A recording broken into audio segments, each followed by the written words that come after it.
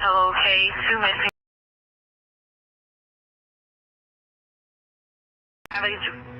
Joyce Williams. It's getting scared now. It's getting cold. Liberty Rose Lynn German. Missing, abducted, we don't know for sure. Last seen at the High Bridge in Delphi, Indiana. Delphi is just not one of those places where any of us ever thought that something like this would happen. Despite that video, despite that audio, nothing happens, seemingly, for 6 years. The judge did find probable cause for an arrest of Richard Allen. He's been charged with 2 counts of murder for the murder of Abigail Williams and Liberty German. Richard Allen, you child murderer! Why did you do it? No, they got the wrong guy. There's no way. There are other people who were looked at for this. Shame on you! It's some sort of a religious sect/cult Shame on you, Richard! that follow Odinism. Shame on you, Richard Allen! I believe they sacrificed a girl and killed another one. And law enforcement insists no one's ever been cleared. Baldwin, can you provide any comment? Journalism. It's time for you guys to start being journalists.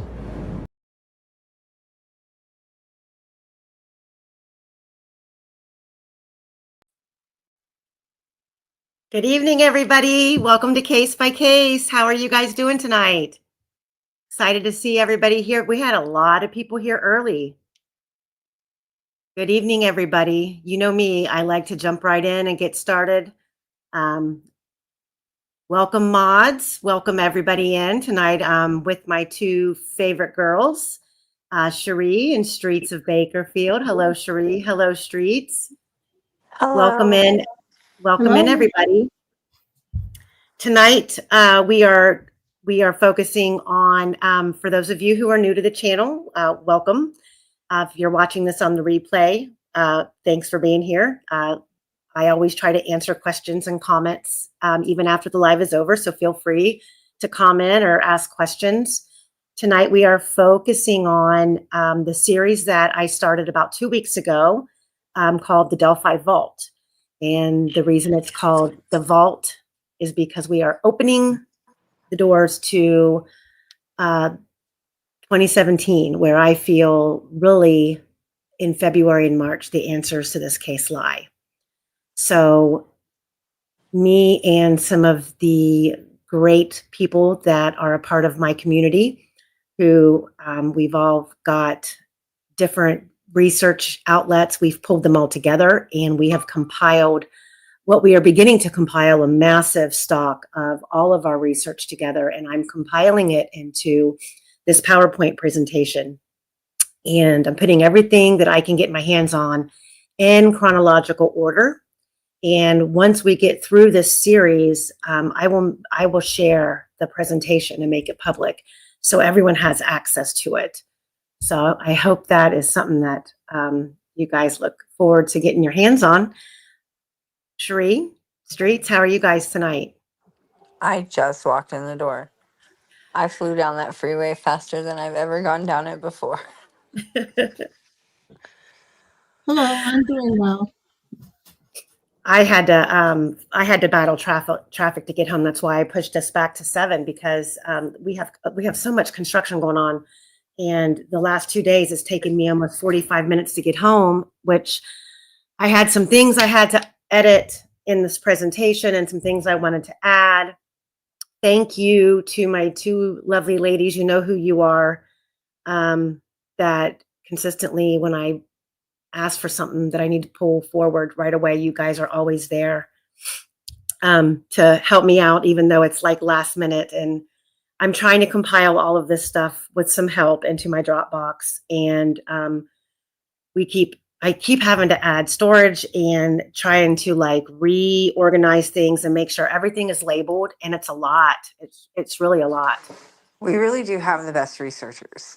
Our Facebook discussion group is fire.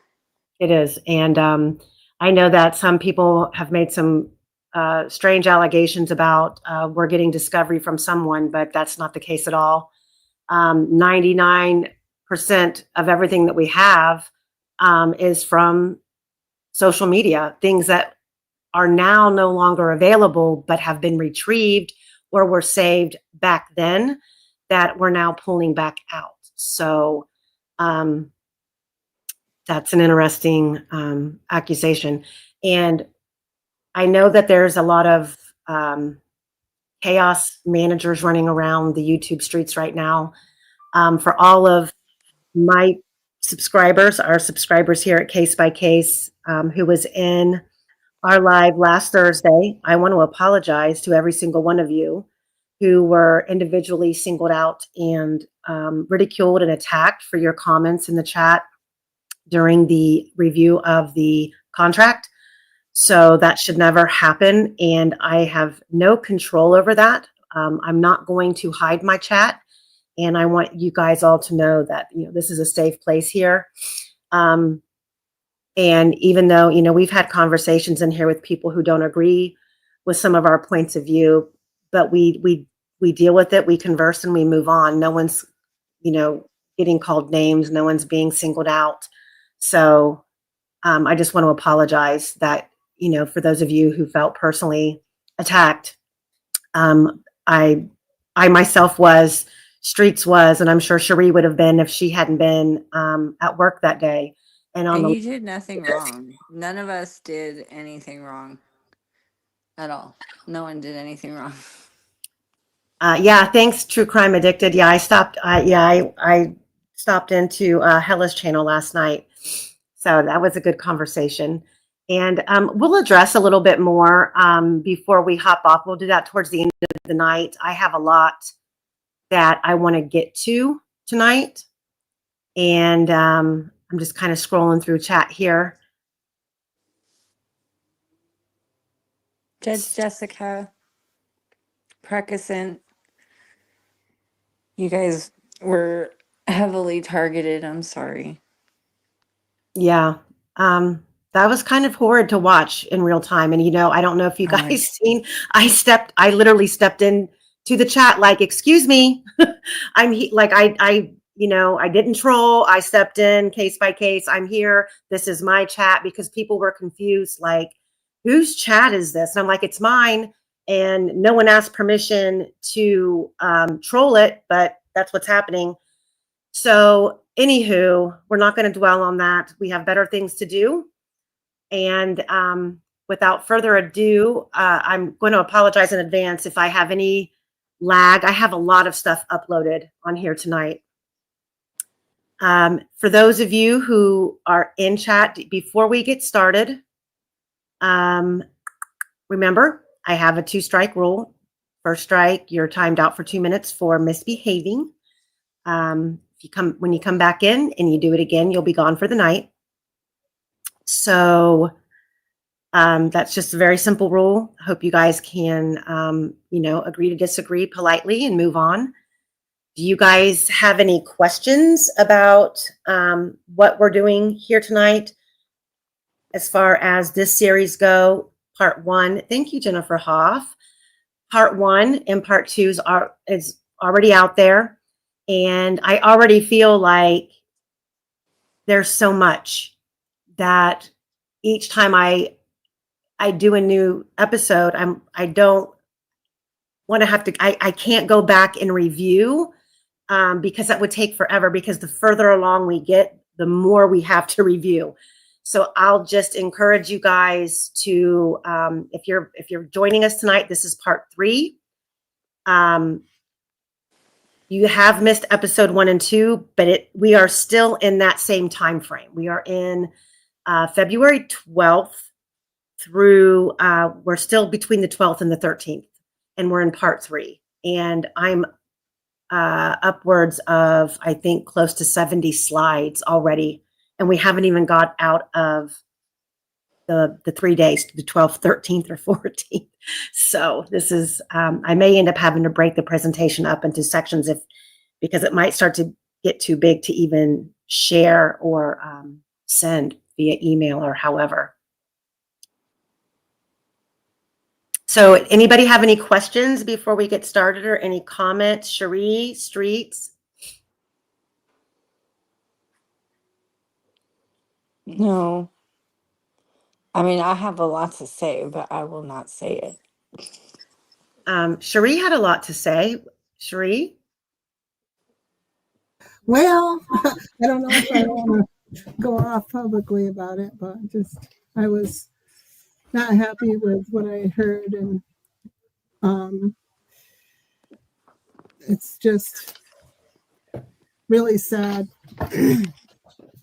Instead of, doing good, to put out crap like that. I'm gonna. Oh. Streets, if you want to wait until the end. Well, that's what I thought we were doing. But if we're doing it now, like, I got some bullet points I'd like to point out. I didn't get the memo about. I'll let you do that at the end. I'll let you cut loose. I'll let you be bad just a little bit, okay? I got some stuff to say, but I will wait my turn. Hey guys, everybody in the chat, just so you know, there are some special emojis that you guys can use that were uploaded. We've got some Rick Allen. We've got Abby, I believe Abby. I can't remember what we have in there, and I can't see it through StreamYard. But check out the emojis. I'm going to have some new ones coming up pretty soon. We're going to have some cute little troll babies available for the emojis that you guys can utilize during the chat. So that will be fun. Let's just, make light of the situation. It's going to be a fun night. It's my Friday. And I got paid. It's not my Friday. Tomorrow's my Friday. Ugh. Well, only at the site. The site's on. Oh my God, I'm so sick of this site. And they extended me for another week. And now I'm going to San Diego instead of Bakersfield for my next job. Ugh. I'm so frustrated. Well, I did. Guess what I got? I found out today that I did get my A1 slot that I put in for. Oh, did you?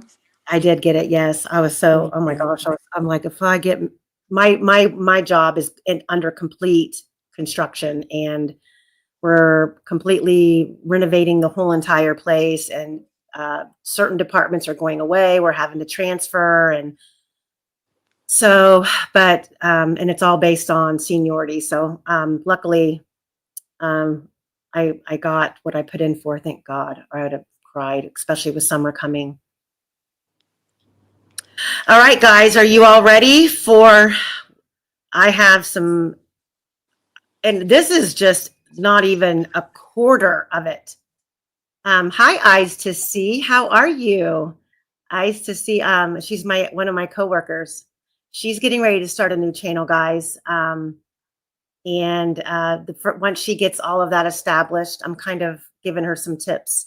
I might have her come on. She has some interesting gifts to share. So you might be seeing her down the road. All right, guys, we're going to hop over into the vault. And I have tried to. What did you just say? Huh? Who's coming?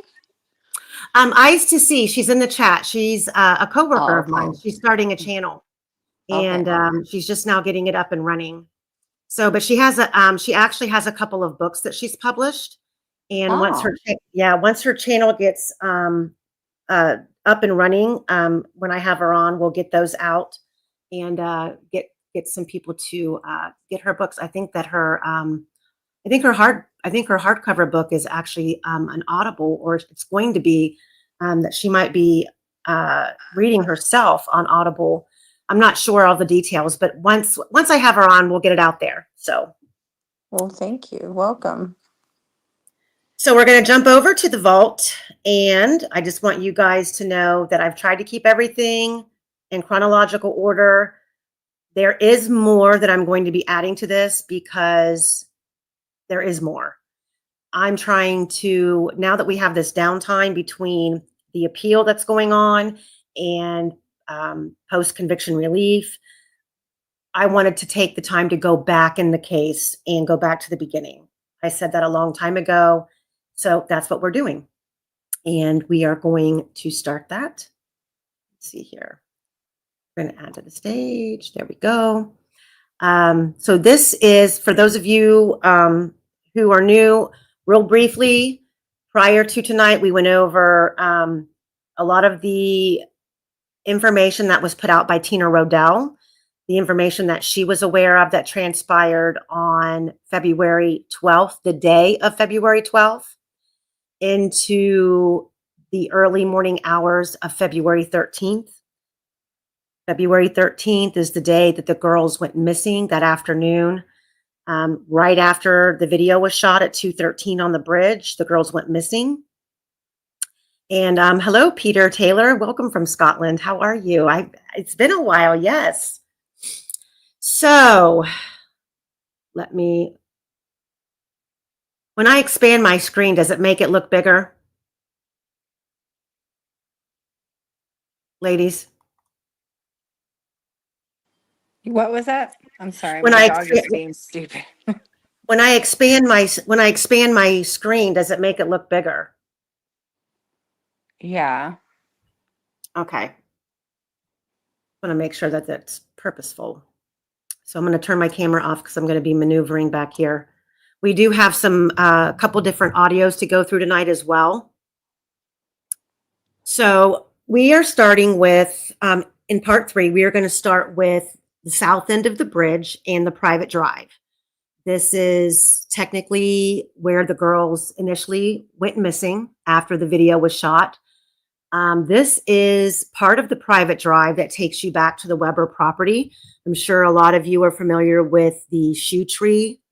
Here are some images of the shoe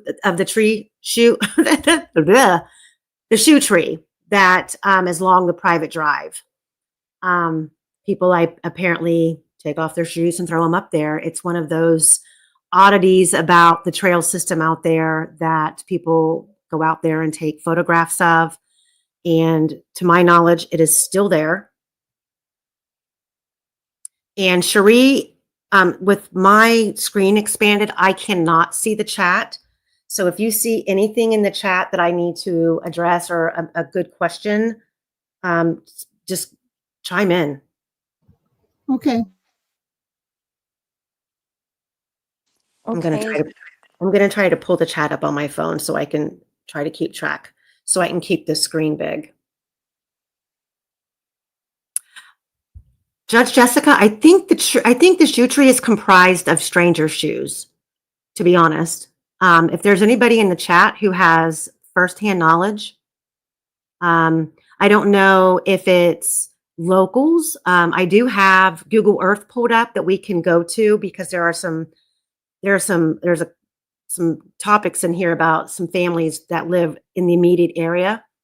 For those of you who want to see exactly in reference to the trails where they live, I have that available to pull up.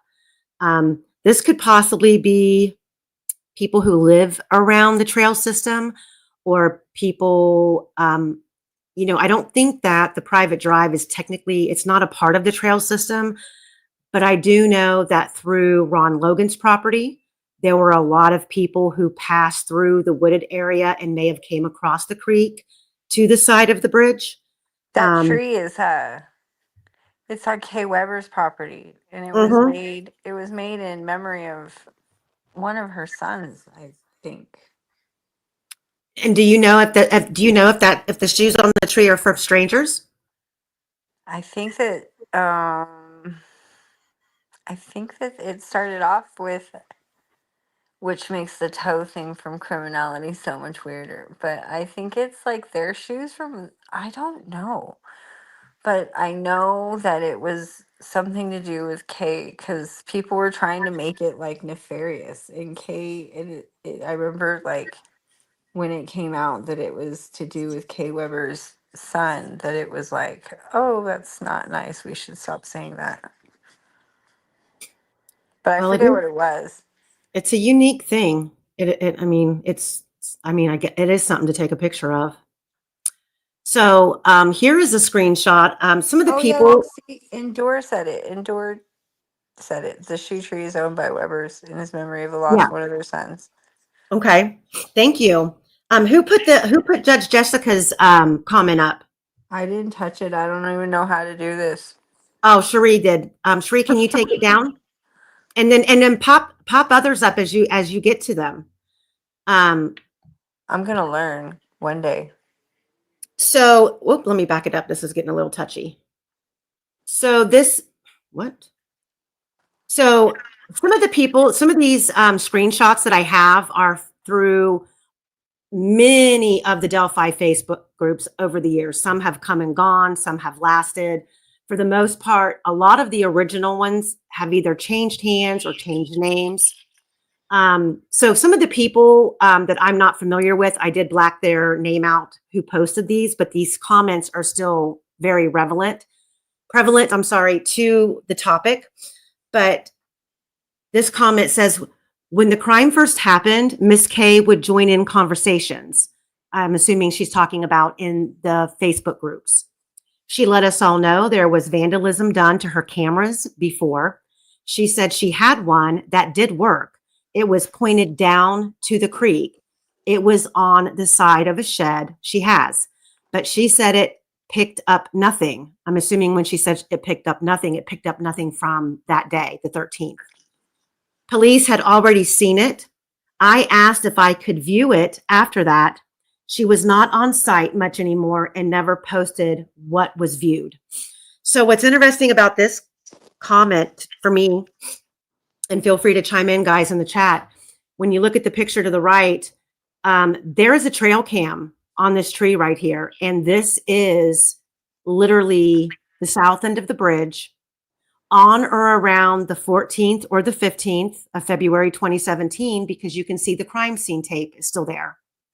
But that right there, I wasn't able to do it in this presentation. I do believe this photo is on my community post. This is a cam trail. I don't know who it belongs to. But when I go over, these are still shots taken from a video shot of the south end of the bridge a year later, and the camera is gone. So as far as I know, we've not seen anything from that camera. We don't know. I don't know who owns it. Kaleidohope. Gabe Ellis. You're talking about Gabe Ellis got caught with so that's supposedly the case. I'm trying. I thought I ordered the correct police report because the inventory of his car would be in the report.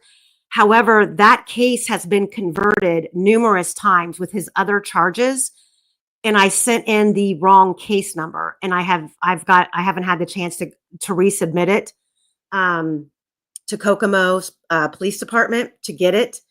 But I do want it just to make sure that, all of the things that we've been told in this list that's floating around, because it said that he had a bunch of trail cameras in there. He had night vision and some other stuff.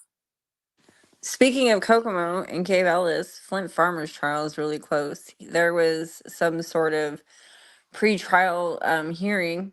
Jerry McClurkin was there, and when Flint Farmer walked by her, he actually had the nerve to say to her, "Hello, Jerry." Apparently it shook her up. I would really urge people to follow that case. I think it would have a lot of information in it we're going to find interesting. Cherie, you're right. Sorry, guys. I forgot. Our friend Rhonda uploaded the emojis for us. She still has to teach me how to do it. But the emojis, I think they're only available to members of the channel. That's not my doing. I think that's just the way that it's set up. If you're not a member of the channel, or if you are a member, appreciate you. Thank you. If you're not, you might want to consider joining. I've got a big live in the works. I'm hoping I can get it done by this Saturday night. We can do a members only on the crime scene. I've got a lot of stuff put together for the crime scene, and I'm waiting to hear back from someone who can offer me some assistance on that. Candy was or is a member, and they weren't working for her. That's why I was trying. Oh, they're not working? Oh, thanks for telling us. Why? I don't know why. I'll have to get with Rhonda. It's good to see you. You want to stick around to the end? I think you'll like it.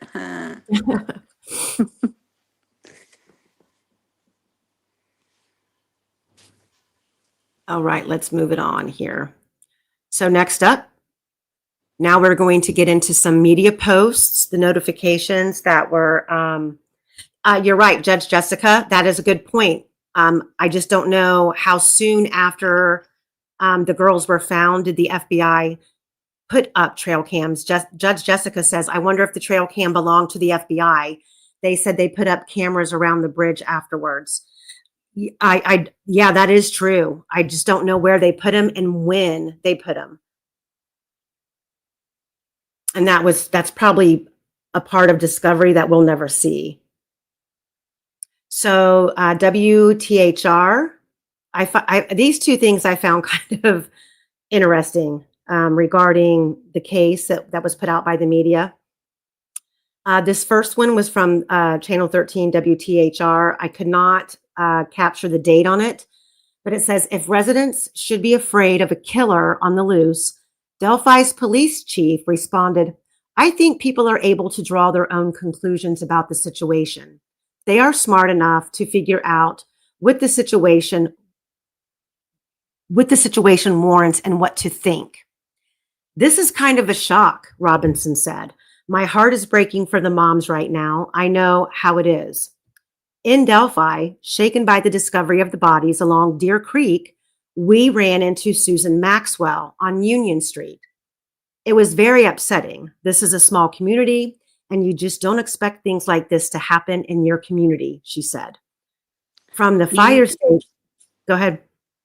So that statement from Lesenby about you make your own decisions, do you think, I mean, at the time when I heard it, I mean, I obviously didn't hear it in live time, but when I did hear it, I don't know why, but it made me think that he was talking about like maybe the situation. So the same way he talked to Hannah Shakespeare about Carrie, he was just kind of like almost saying this, you know, these girls come from families where there's stuff going on and we all know what's going on and we know who her dad is. And like, so you guys can make your own conclusions whether or not you think you're safe. I don't know. That's how I read it when it happened.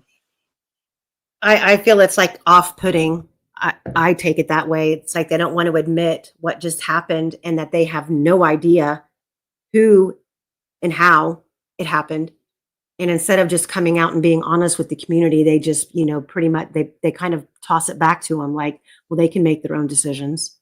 Well, I think at the beginning, like I don't think that they had as much sympathy for the family. I think Becky, I mean, anybody would, you know, feel bad for her, but I don't think that I think that they thought it is what, you know, everybody thought it was, or I think they thought it was Derek. I think they thought it had something to do with Derek, and they were just like, this is some tweaker drama we don't want to get involved in. Possibly. I mean, obviously their mood changed, but I think the first 70 days of investigation that mysteriously disappeared there was some things said that they don't want known. Mm-hmm. I agree. That's why I know that rumor that Abby was pregnant got spread because they were trying to mess with, I think it was Brad Holder during the interrogation and like telling him that Abby was pregnant. And I think that that's how that rumor got started. That's what I heard. I don't know. Well, I think when we get into this stuff, guys, I think a lot of people are going to start remembering things that they've forgotten because we've gotten so far away from the beginning of this case. I'm going to keep reading. So still with the Channel 13 post, it says from the fire station to Wallman's Grocery on Union Street. People were coming and going with Valentine's Day flowers as well as the regular groceries, but with Tuesday's discovery heavy on their minds. Then over here on the right, we have a post from the Flora Police Department that was dated February 26th. So I'm assuming this post was put out because by February 26th, people I think they were getting overloaded already with tips. This is for the Abby and Tip line. It says, anyone who has any kind of a lead, tip, etc., do not tell an individual officer that you know or feel comfortable with. Please call or email the tip hotline. Your tip will be investigated. The hotline is the best and most efficient means of catching the evil persons and bringing them to justice. Do not be afraid to call or email. Do not think your tip is irrelevant. As law enforcement, we are all in to bring justice to the 6 murdered youth of Carroll County. I'm assuming that they're including the Flora 4 in that. And Deb, your comment, you said, am I dreaming this, or does anyone remember Becky Patty talking about Mike Patty searching all night and even climbing trees to see better? Was he taking trail cams down? Does anyone remember Becky Patty saying this? Well, thank you for asking, Deb.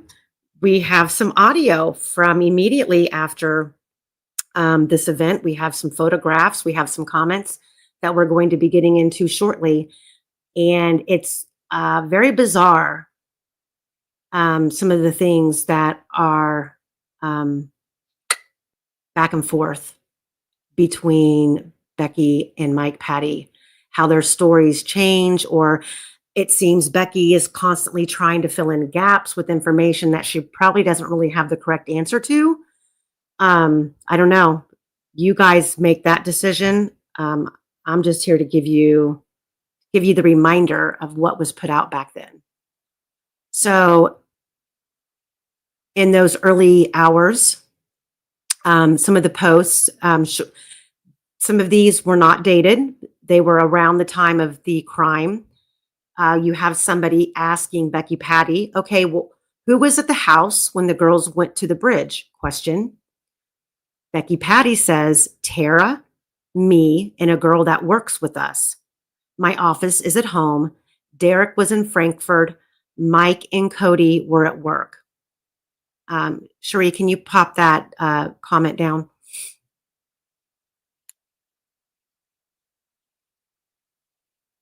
So over here on the right, here's another comment that we've captured, not dated, but this was somebody who had some serious questions about Mike Patty in the very, very early days. It says, old bridge guy is just clearly Mike. Now, this is probably controversial, so I'll start with this quote. Sergeant Holman said, I don't want to go into great detail, but they were near or on the trail. We have several sketches, but we've identified some of the people that they sketched. One of them was Mike. After when they were, audience laughs, causing the sentence to be cut off. So this actually was at the 2018 CrimeCon event. So below that, so that was a quote. So I'm taking that is from a transcript, which I have this whole transcript. We won't be getting to that whole thing tonight, but we do have the transcript from the 2018 CrimeCon. They already know a few people described Mike as the person people thought was BG. It is easy to conclude they saw a frumpy older man looking distressed on the trails that day. You would look not in your right mind when frantically looking for your grandchild. This would have likely been before the police were notified and the family first started their foot search. You cannot argue that the original sketch does not look like Mike. I think the possibility of those who saw Mike and those who saw BG getting mixed up together is quite possible. It is also a big explanation on several things that have been brought to question. It answers. So let me see what we have coming up next. Any thoughts on that before we go on? Because that's about the end of Mike Patty, guys. Did you see that comment? I did hear. Now that I saw that comment, I have heard something about Mike Patty. Like he thought that he was trying to find out whether or not it was Derek. I don't know.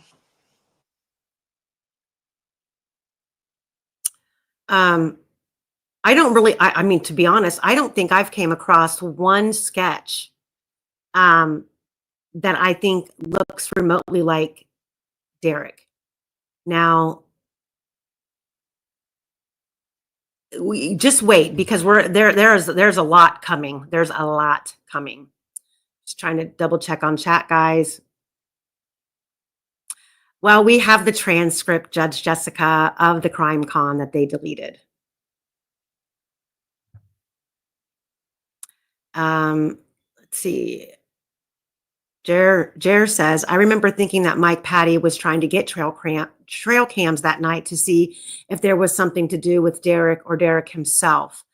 Yeah, and I was also under the impression that Derek was it you, Streets, that I talked to about this today, Derek, or that Mike was the one who headed the grid search? They let him control that? It wasn't me, but I think that he did. But I don't know. Now that I think about it, I don't want to put wrong information. I mean, I don't know. I think so, though. I think I've heard that before, too. I know Mike was heavily involved in all of it.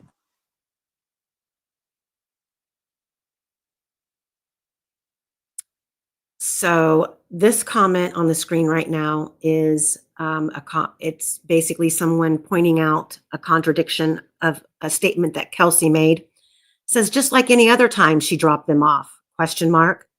She said she had never drove Libby anywhere before and felt guilty about always saying no. That's why she agreed to drop them off that day. As usual, she contradicts herself. I don't think she said that she never took Libby anywhere. I just think she said she felt bad because she said no a lot. But I don't think that was the first time she'd ever taken Libby somewhere.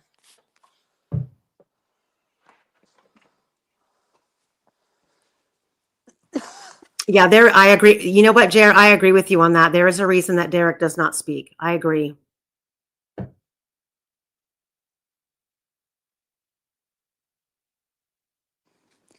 Deb said, My thing is, does Derek not, like, there's a couple of reasons why Derek isn't talking. I mean, and with the biker show at the, that weekend, the only time bikers show up like that is if, like, daddy's a biker. So it's always made me wonder who is Derek besides just like a meth dealer. Like, who is he? Does he have a motorcycle? Like, what? Like, I don't know. that or Masons. I don't know about me. Like, cause I know, like, my brother, my biological brother, he's been in and out of prison, and he was AB. And when I told him that I was applying for LAPD, he stopped speaking to me, and still to this day hasn't spoken to me. Like, he just does not do cops. He does. If his kid got killed, I still don't think he talked to a cop. I think he'd take care of it himself, or think that he could. You know what I mean? So snarky ass Angel says, stop right there. It's Tara German. Is she referencing the bikers? Is she the one who brought the bikers in? I think, I don't know. Honestly, I just know that it happened, and as a person who's seen a lot of that in her life, I was just like, that doesn't just happen. Like, that means, like, someone's mad. That's a show of force. Like, that's, you know what I mean?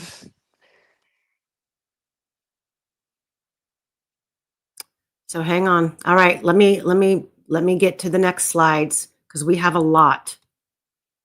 So here are some posts. This is Doug Rice. If you guys remember who Doug Rice is, he was the the local who really did his own personal investigation and posted in a lot of groups. He's passed away now, but these are some of his communications with Kay Weber.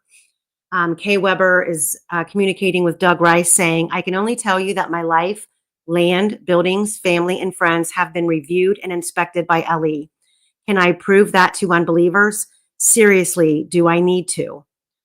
I don't know I can't remember why these were scratched out, but anyway, another person must be questioning Kay. It says, Kay, you mentioned you had some issues before with your security system.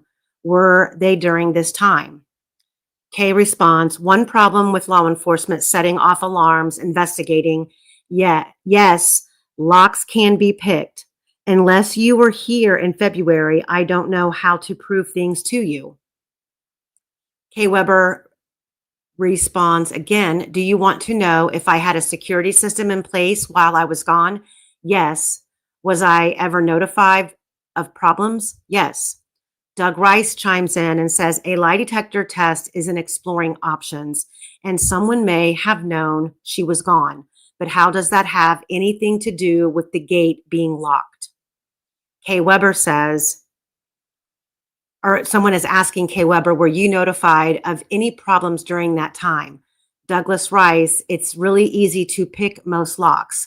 Also, the first I'd heard of a lie detector was about 12 minutes ago. So I'm kind of wondering, and I'm still going through all of my Dropbox on all of this stuff, if there's another portion of this conversation where Kay discusses that around that particular time that their lock on their gate was picked. But I always thought that they got that gate on the private drive after the murders.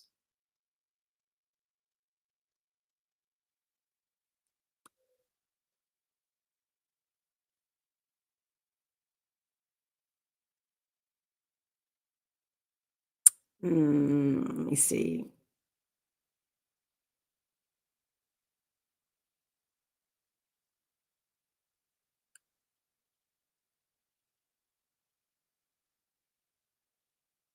I'm trying to catch up on the chat. Sorry, guys. You guys always throw in some good rabbit holes in here.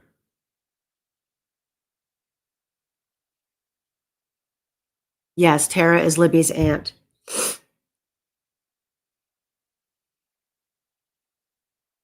All right, next slide. Family called from Delphi to see if Libby had come to Flora and if we had seen her, he said. The first thing on our minds was that she might have ran away.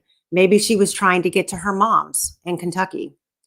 You don't know, a 14-year-old girl, she could have had an argument. Things like that go through your mind. Down here says another rumor, not sure if you care to comment, debunk, or confirm. Some folks have said Libby had previously ran away. I know it's not true, but might be better coming from you. No, Libby had never ran away. She was happy with her life. I understand the confusion and do not understand why that statement was given in the beginning. I don't know on the screenshot here who made this post, but if I remember correctly, it was actually Tobe Lesenby who made that initial statement that the girls had ran off before when he did an interview. Do you, Streets, do you remember that? Yes. He made it sound like they had. I'm so sorry. I choked on my own sweet tea. Ah. Yeah, he said that. I forget. And he made it, and there was a point where he said something about them going to they probably went to a basketball game or something. I don't know if there was a basketball game happening at the time, but he suggested they had gone to the movies or a basketball game. I don't even think they have a movie theater in Delphi, do they? No. Hi, Luke. Hey, Luke. I'm sorry, I just totally choked on my own. Snarky, Snarky, I know I know that's something that you think is possible. Now Libby looks just like her mother, Carrie, and Libby's sister that Carrie has that is not with Derek looks just like Libby. I'm not a believer that Tara is Libby's mother.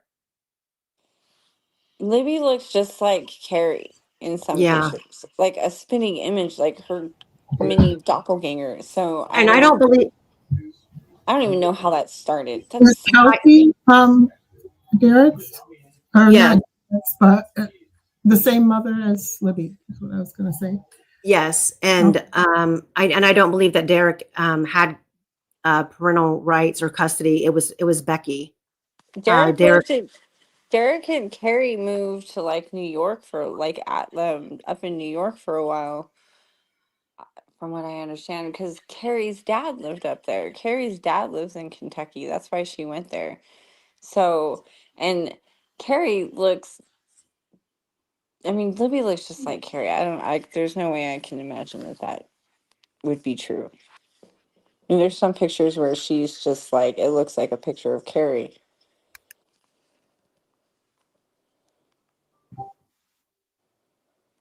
And Derek was too messed up to be taking on. I don't think Tara would have given her a child. Like, why? And here's the other thing, too, is Mike Patty doesn't have any children of his own. Becky Patty couldn't give him a child. That's where Cody comes from. Do you think if Tara had a baby that she was just giving away to people, that Becky wouldn't have swooped that baby up immediately? Like, there's no way it goes to Derek before it goes to Becky. That's ridiculous. Yeah, precedent. They that's my understanding too, that Derek had gone to prison, or was going to possibly be going to prison for a long time, and it was either Carrie. I know Carrie had to do like 60 days and get sober, and had asked Becky to keep the girls for a couple of months, and then never gave them back. Yeah. Carrie released a statement a while ago and she's like, I'm only going to say this once. She told the story and said Becky wouldn't let go. And, she said, I didn't have a drinking problem. I didn't have a drug problem. I just needed help. And I don't know the full story there, but my heart goes out to Carrie for sure. Carrie and Anna are who like my heart bleeds for in this case. Is Carrie and Anna the most? Well, sticking with Mike Patty, the controversy around him, and again, guys, let me just be clear. I'm just reviewing everything that I can get my hands on from the beginning of this case. Just because I'm putting it in this presentation doesn't mean that I agree or don't agree. I'm putting it out there just because I felt like we needed to go back to the beginning. And these were actually statements that were taken off of Reddit. So the first one is, please don't think I'm accusing any family, but this is a legit question. Mike Patty said publicly at CrimeCon he searched up and down both sides of the creek at around 4 p.m. I think he said on the 13th. Then below, Mike talks about being in the boat with others after dropping Becky off and starting at Freedom Bridge and searched toward town on each side of the creek. He went back out in a canoe later that morning. So I do have some things here that this is Mike Patty that night, I believe on the 13th, when the firemen are getting ready to go out and search.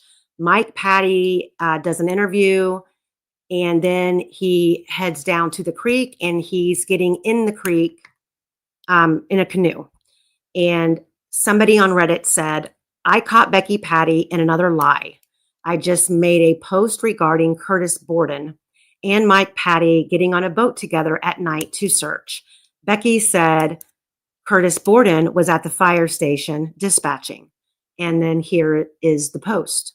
Curtis Borden, this is a post by Becky Patty. Curtis Borden was at the fire station dispatching the search parties. Okay, how would she know that? Who was dispatching the search parties? He was not in a search party.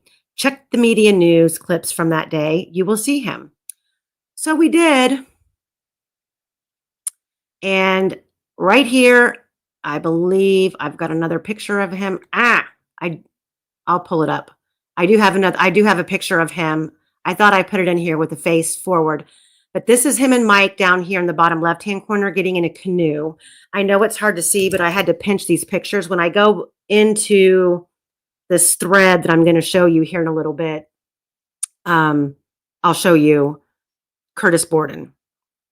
But the guy in this middle picture on the screen whose back is to us with, you can see the white writing on his back. He has the yellow skull cap on. That's Curtis Borden. And I have pictures of him facing the front. So here was some interesting details about the unofficial search. In Jason Herbert's terrific video interview of Mike and Becky Patty on November 19th of 2020, I learned many new details about the search for the girls. Mike Patty described exactly where, when, and with whom he searched. As with all of the family members, Mike only briefly searched the trails on February 13th. Most of the searching that he and Becky performed on that day was done in the evening by driving around town. When the official search was stopped just before midnight, Mike said he went alone to the fire station and found many of the official searchers still hanging around. They asked him what he wanted to do, and he told them he wanted to find the girls. Mike said as few as 20 of the searchers and as many as 50 joined him in a return to the High Bridge. From the High Bridge, they walked due west on both sides of the creek, downstream with their flashlights until they all arrived back at the fire department 1 to 1.5 to 2 hours later, which would be around 1:30 to 2 a.m. Thus, the unofficial search ended between 1:30 and 2 a.m. in downtown Delphi, far from the bridge and the trails. So,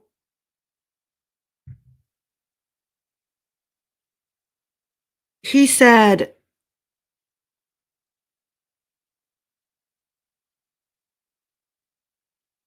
this whole paragraph right here is kind of boggling. It said Mike said as few as 20 of the searchers and as many as 50 joined him in a return to the High Bridge. So from the High Bridge, they walked due west on both sides of the creek. So wouldn't that have included the crime scene? No, it would have been more towards town.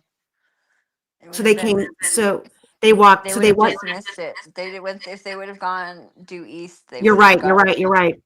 You're right. They just missed it. It was behind them. If they would have crossed the bridge and went down the south end and They yeah. went west. They would have gone towards. They probably were going towards Abby's house because they probably figured that's where they were headed, and so they were going to follow the creek to Bridge Creek to Abby's house. But that's west, so the crime scene was behind them, right behind them. So here, let me pull up something really quick. Chester 22, that's why we're here. With so much doubt, why do people think Richard Allen is guilty? The state did not prove it. And we still don't know what happened to Abby and Libby.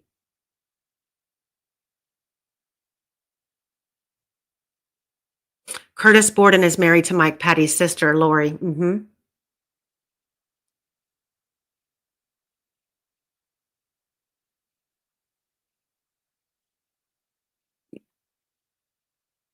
Precascent, you're right. No, crime scene was east of the bridge, but there was a well-known local part-time firefighter who was seen on a trail cam north of the bridge crime scene around 2 a.m. And according to what we know about the geofencing, Ron Logan was out in that area where the crime scene was.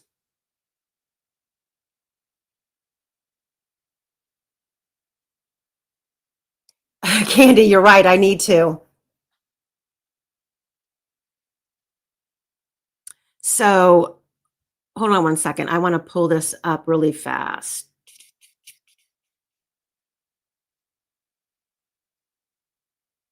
Okay, hang on. If I can do it.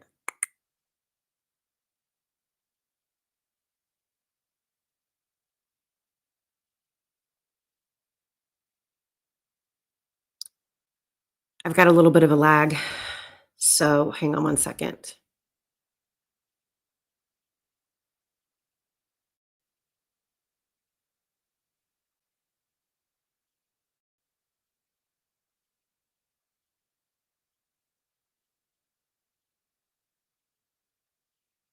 Sorry, one So of our superintendents. I left early, and now one of my superintendents, who's never even spoken to me before, is like, "Where are you?" Ugh. okay, hang on. I might have to do it this way.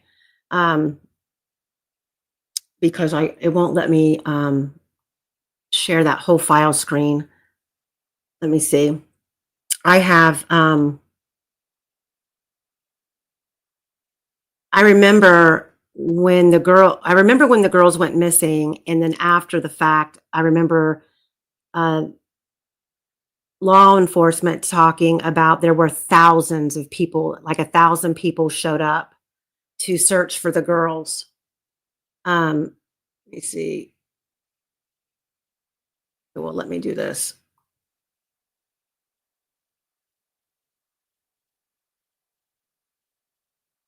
So here's one of the searching lists, and I don't care what anybody says. This might be in discovery, but I did not get it from an attorney. This photo was taken at the sign-in table for the search party back in 2017. This photograph has floated around for years. Forever and ever and ever. Amen. Like, that's ridiculous. So I'm not going to keep it up here very long just because all the names on it, but that's not there's this one, and then there's like two more that are both half pages. The Sharpie marker or the blackout is the people's addresses and phone numbers. But there's, there weren't thousands of people out there, but based on these lists, Chris I think Spencer is a searcher. Yeah. She's close to the top too. She showed up bright and early to help search, didn't she? She did. Chris Spencer, for you guys who don't know, she's the ex-wife of Curtis Palladino and the stepmother to Jason Palladino, sister-in-law to Mark Palladino. Where are the rest of these sign-in sheets? Let me see here. We have another sign-in sheet with a list, and one of the men on the list ended up being, he was a volunteer firefighter and accused of sexual assault. Tyler Jarrow, he was right there on the list. I forgot about him. God, this Yeah. stuff is like old school. I totally forgot about that. And yeah, Tobe did send someone out of the fire. I think it was fire chief out to the bridge because he said the phone pinged. Well, yeah, I mean, they were saying the phone was pinging all over town, then years and years later, all of that goes away, and we're left with, nope, it was right there the whole entire time, and stop moving at 2:32. Well, if you look at the metadata from the bridge video that was released, it shows that it was actually filmed at the CPS building. No, actually, according to the original metadata, it said it was filmed at the high school. Oh, really? Yeah. It was. I got It started. email I think I got an email the one that you forwarded me from Kara Weineke, and it was she said something about, I think that's where I got that, but she has access to so much information. I'm sure that but Oh, I yeah. knew it wasn't from Esther, her. 22, your third-party suspects, wait until we'll do a whole, I have so much on Brad Holder. Wait till we get to that episode.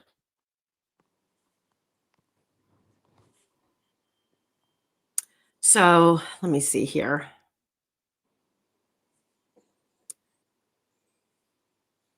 Now, let me see. Let me pull this off really fast. I want to make sure where we were. So we're going to go back here, and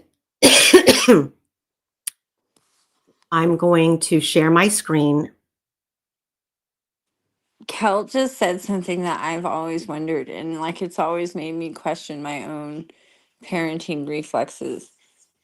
Like they responded to this really fast. Like it was really fast. Like small little town, two girls on a trail. Oh, Like they were scared fast. So as always made me wonder, you know what I mean? Like Becky mm-hmm. doesn't even know what Libby was wearing when she left the house, but she doesn't answer her phone for 10 minutes and she's rushing to the trails, even though she's so busy with work. It just seems, I don't know. It just seems panicky. Well, we're going to listen. We're going to listen to this audio. This is, I believe, from CrimeCon. I'm going to fast forward the first one a little bit because it's more of like an introduction, and then this is Becky talking. One that I wish I had. We're going to go to town. Could you take us to the trails? So she asked me if it was okay if they went, and I said, well, I don't have time to come and pick you up when you're done, so you're going to have to get a ride home. So they ran in the house, and she came out, and I said, do you have a ride home? And she said yes. So they left. It was probably around 1:30, and Kelsi took them in, and she called Derek. He had left probably 20 minutes or so before the girls did to go take some pictures that I had lost, to retake some pictures for me. And he was going to Frankfurt, which is probably a 40-minute drive from here. He was going to spend half an hour taking pictures and come back. So we knew that when they went, it would be an hour and a half, and he would pick them up on his way back through. So he had called the girls, and Libby didn't answer. And he called me about 3:30 and said, hey, Libby's not answering. I'm not getting a hold of her. Will you try to get a hold of her? So my daughter, Tara, she works here with me. And so both of us started calling, texting, FaceTiming, all the different things that you do. And at first we were getting it was ringing, then going to voicemail. And then later it just was going directly to voicemail. So it was probably getting close to 4:00, and we decided, it's been half an hour. She's not answering. And that's not Libby, because she has her phone on her hip all the time. So we knew.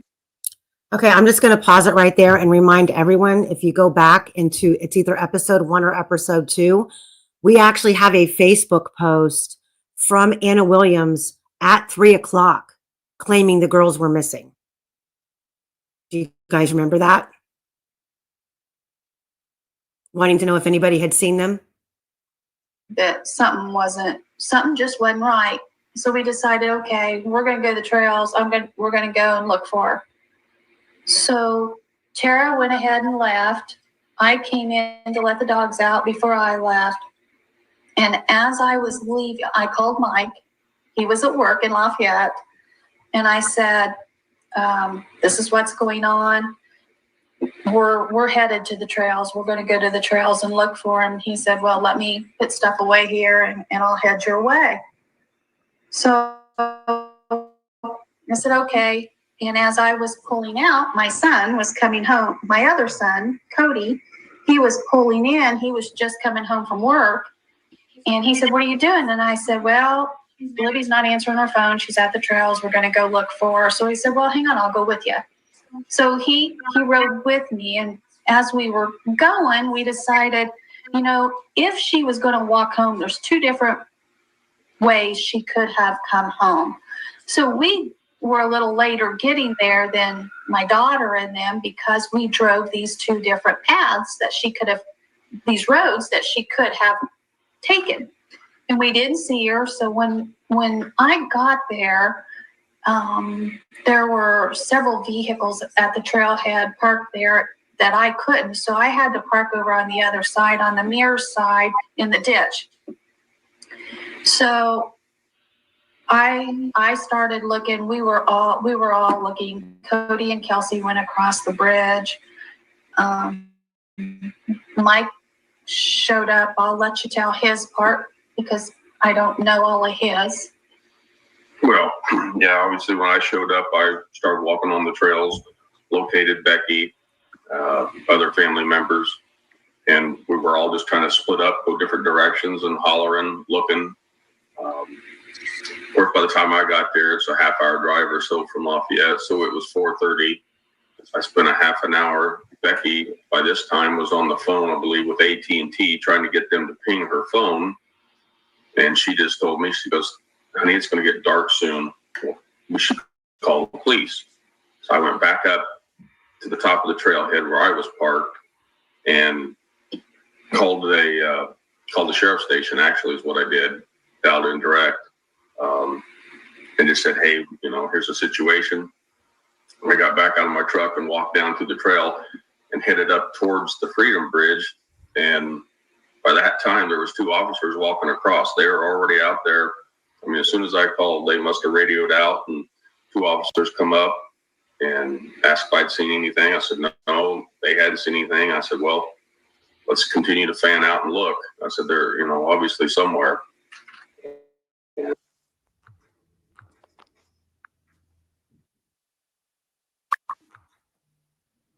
Hold on. And at this time, somewhere through that, they called us up to the police station because it was starting to get dark. And so we went up there. Once we got there, of course, they're collecting as much information as they can, and then they wanted any electronic devices. So Kelsi was there. Kelsi and I came back to the house to actually gather anything, a laptop or, if there was a tablet of any sort. All the electronic devices, we took them in so they could comb through them. And somewhere in the midst of this, obviously, it had hit Facebook and social media, and there was all kinds of people starting to come out throughout the town because it's dark. I went out and started driving around, just trying to hit common spots you think kids would go, parks, around the school. There was a basketball practice going on at one of the auxiliary gyms. Somebody called in and said they thought they saw him there. So myself and another officer went down there and walked through that. And of course, there wasn't anybody there, or there was people there, but obviously not Abby or Libby. And headed back up to the police station. And at some point in that, WLFI TV 18 showed up, and they were doing some interviews with us. I just went on and said, hey, we can't find them. We're out searching. And then more people just started showing up, and I continued to drive around Delphi. Becky was at the station. Anna showed up there at one point, and they were taking care of all the business there. I was physically out looking, just driving around, again, looking at all the nooks and the crannies, things where kids might hang out. And then ended up reporting back to the sheriff's station later. And then it was a little after midnight. They called me back, and there was a whole group of them sitting there. They said that we've decided that we've got, for safety, it's a group decision. We've got to cancel the search for the night. And at that time, I begged them not to. And I said, they don't have coats. They're not dressed for, the temperature's dropping. And I asked them then, I said, will they make it through the night? because we're thinking that maybe they're, hurt or the leg or, And what they said to me at that time was, well, they have youth on their side. But I found out after Mike picked me up, after they did that they really didn't stop searching, because a lot of them reconvened with the fire department and they continued more search. Yeah, I think I ran you back home because I said if she calls or something home or shows up there, we want somebody here. And I went back in to the fire station, and the majority of the official searchers were still there. And they asked me, hey, what do you want to do? And I said, well, I want to find them. And they said, okay, let's go back out and let's light up that creek. So we kind of started at the bridge and worked our way back towards town. And I don't know how many there were, if it was 20 or 50, but both sides of the creek, we had people walking, flashlights, everything was going. And of course that probably went an hour and a half, maybe 2 hours time we got back to the fire station again. And I said, all right, looks like morning it is. And I continued to drive around town till about 3:30, just hoping to see something, and came home, and then we convened back there in the morning, probably about 7 o'clock. And actually I got with one of the local firefighters and jumped in a canoe and floated down creek from the Monon High Bridge down into town. And then I can't remember how, I think I got a ride. Somebody gave me a lift, like on a Ranger or Gator or something, back up to the fire station. And by this time it's right around noon or whatever time I can't remember. But I heard over the radio that they possibly found them. And I think I must have heard the location because I drove straight out to the trailhead. And Becky was already there. Yeah, the whole family ended up getting separated in all the search units that they had, the search groups, because they had like a fireman or somebody with each of the groups that had a radio and everything. And Tara was with me. Kelsi was with another group. Derek was with another group. Mike was where he said he was. And we were clear out, not very far from our house, in this big old field. And I thought, boy, this is pretty dumb. She ain't gonna go through this field. But they did a grid search. So we needed to walk this whole field. So we were just finishing our grid search. And a friend of ours, her husband was in another group, and he had called her, and she come running back and said, they found him. But she wouldn't tell me anything more than that.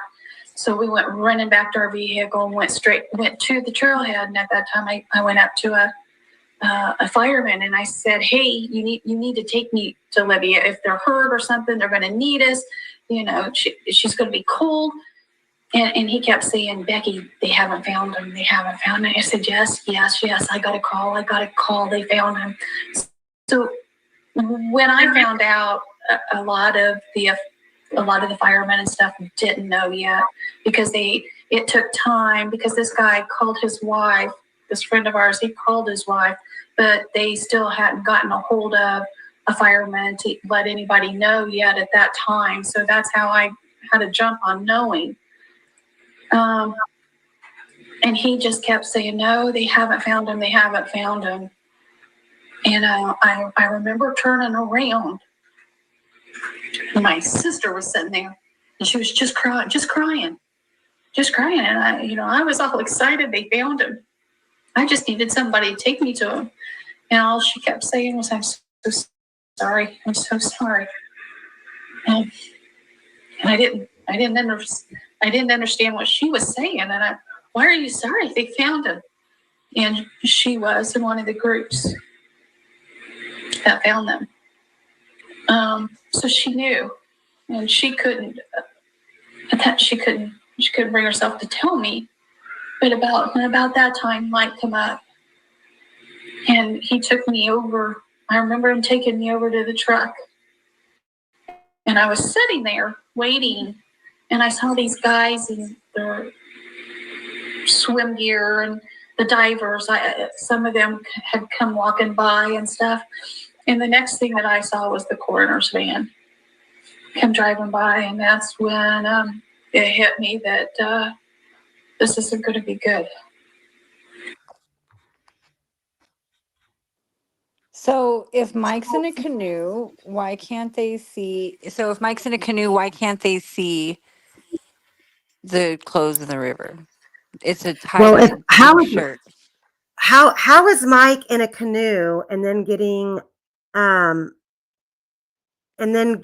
a ride on a four-wheeler or something back to the fire station, and then at noon he heard on a radio that the girls had been found. I don't know. But It doesn't make any sense. It doesn't make any sense. The clothes are in the creek and Mike's in a canoe.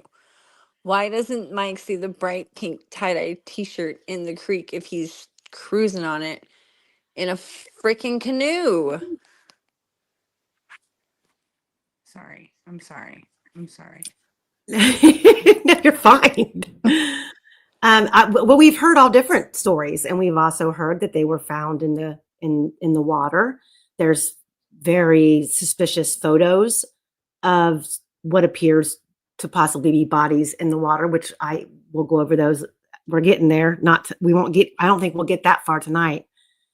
Just remember Weaver. Weaver is the one who told the law enforcement officers with the radio on the law enforcement scanner that the girls were found in the water. I have a question. Becky always talks about that coroner van, and in my experience, coroner doesn't show up that fast. Someone in the chat was talking about an ambulance. They would have EMS on scene for the official search through the fire department. They would dispatch an EMT to post at the wherever the launch the command site is. But yeah, it's weird. It's it is. So now that we've heard those, and didn't the coroner come from Terre Haute? That's the other thing. Like, do they have a coroner van just chilling in Carroll County? It doesn't seem like they would. Do they though? Like, I could be wrong. It wouldn't be the first time. well, I'll have to go back and look at that, because I feel like the coroner was from they weren't taken. I don't right? think they were taken to Carroll County. Because they weren't. But Becky keeps talking about the coroner. She saw the coroner van, and that's how she knew they were dead. Where does the coroner van come from? That's really fast. Like, I know from my own experience that like coroners just aren't like waiting to show up. And if, from what I remember, didn't Michael Osberg say when we were talking about condition of the body and rigor and all that stuff in the coroner's report, he said something to the effect of like they were almost frozen by the time they got back because they had to take him to Terre Haute. Yeah, digital just said the same thing, and they couldn't get a time of death, not only because of that, but they couldn't even take a rectal temperature at the scene because they had intended on doing the rape kits. Breckenson says Carroll County had a coroner. Okay. But I don't think they were taken there. Yeah, but so it's not a matter of where they were taken. My question is, I've heard when she has said that before, it sets off a little like alarm bell in my head. Like, how did a coroner show up that fast? Like, before you could even get to the scene, the coroner's pulling around a corner like that. I mean, before you're even given a death notification, you see a coroner's van. That just seems out of the ordinary. But I also have never lived in a rural community with the coroner right down the street. So now that we've heard that pretty detailed information and read what we've read, now we're going to go through Very interesting Q&A. Is my sound better? Because I changed up some stuff. I think so. You're louder and clearer. Okay, sorry.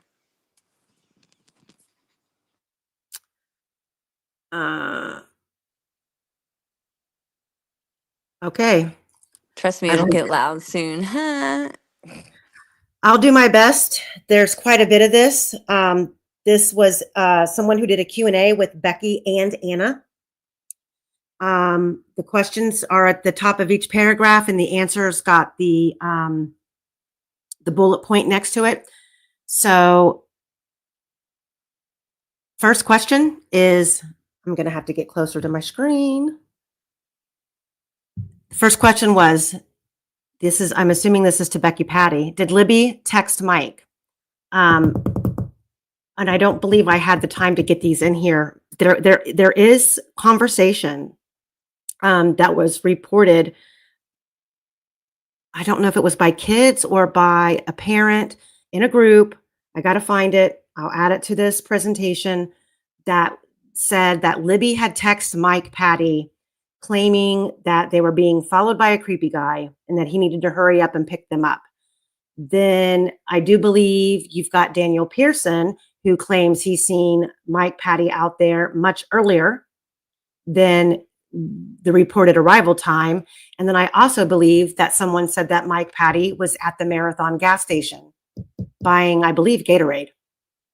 So Then first the question. Marathon gas station chick turns up dead. I think she has a thing. She did have a thing with pills, though, from what I understand. So that's very common for people that take pills. So, but she ended up dead. Wonderful. This case is insane. So did Libby text Mike? Libby did not text Mike saying some creep was following them. I searched phone records to confirm this. Mike does not use Messenger or Facebook messages.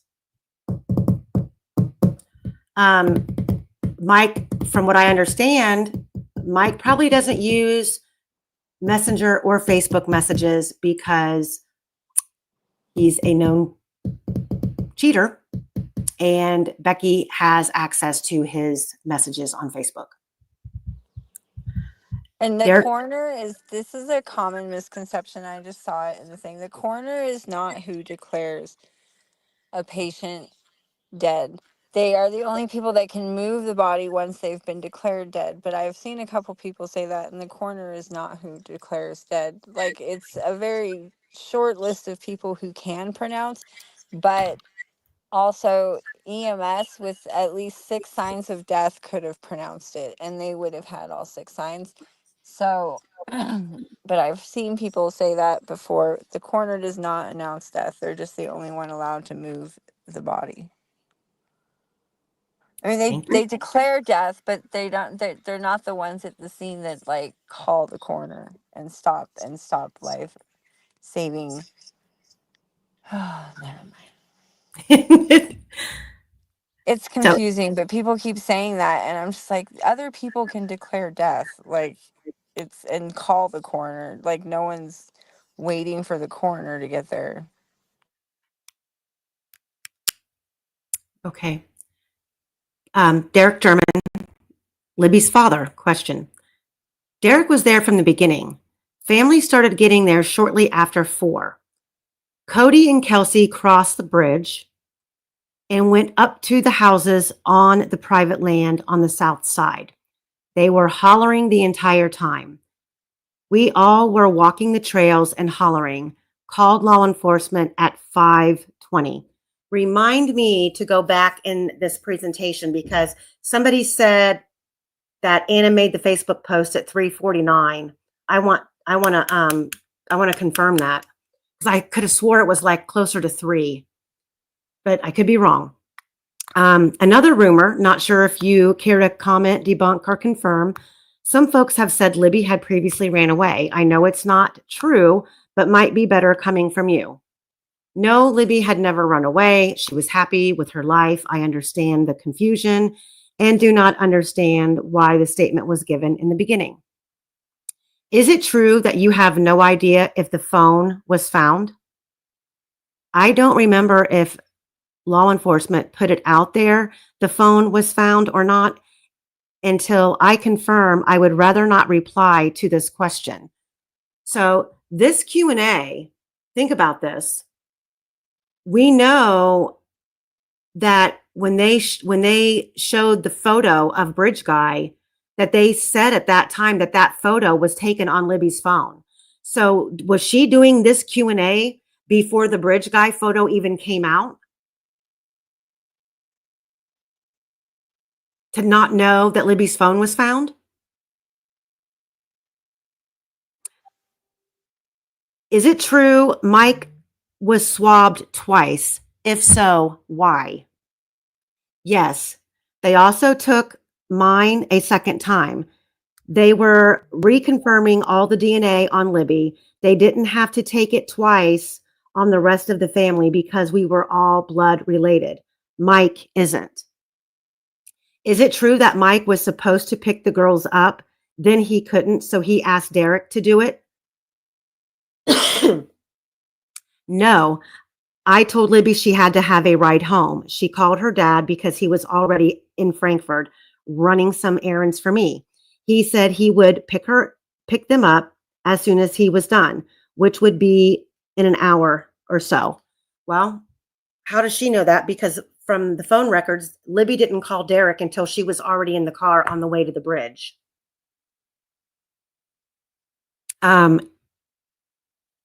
Did she text anyone saying that they were being followed? No. Was there a helicopter involved in the search on the 13th? And if there was, did it have heat-seeking capabilities? There was a drone with heat-seeking capabilities. Look at all this, guys. If there is any truth to the rumor that Derek is a witness in an upcoming or past now federal or any other trial, she answers no, that's not true. Did you know of the teacher saying things to the other students? Details of information?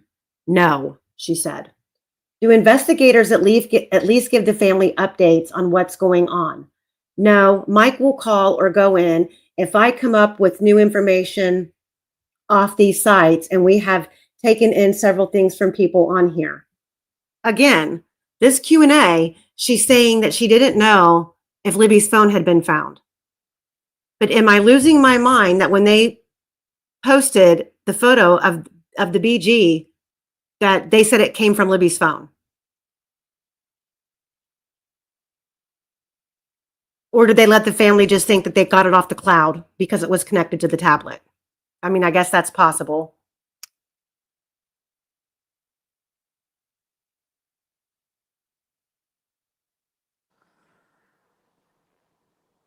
I can't read this.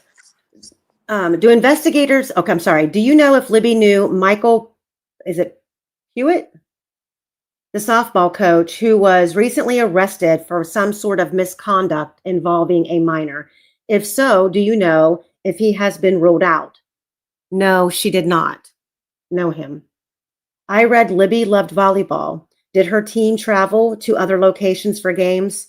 Yes, different schools. It was a middle school team. Do either of you know why the FBI was part of the search so early? The answer is no. Had either of the girls ever been bullied? I feel sorry for anyone that tried. Not quite sure who answered that question. It was one of the two, Becky or Anna. Has law enforcement cleared Ron Logan, or at least indicated to the family they don't believe he is involved? For the record, I have never thought he was involved. I would just like to clear that rumor up if possible. I'm assuming that came from Anna. And I'm assuming that Patty's answer was do not know. Is it true that Brandon and Logan were supposed to meet the girls on February 13th? No. Was Libby carrying a purse or clothing with pockets to carry her phone? Had pockets. Now, guys, just remember what we're seeing in that car photo of Abby. There is a good chance that Abby had a backpack on her shoulder. And as a mother of 2 daughters whose girls went and had sleepovers, they would take an overnight bag. And if the girls are going to the trail and getting dropped off by Kelsi and someone else was picking them up, would it not be plausible that Abby would take her little pack with her and possibly Libby was carrying it because Abby was nervous crossing the bridge? I'm just saying, because I do have, and I'll show it to you on here, there is some quotes from Officer Kim Riley discussing seeking out anybody that was seen throwing away a backpack at the trails.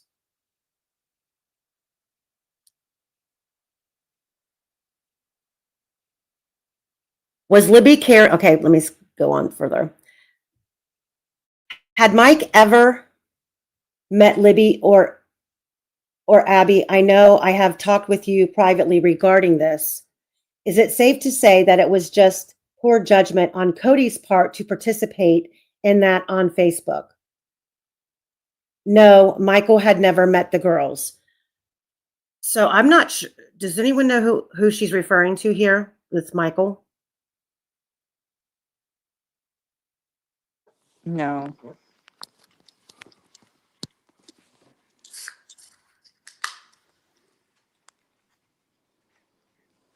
It's beer 30. Mm-hmm.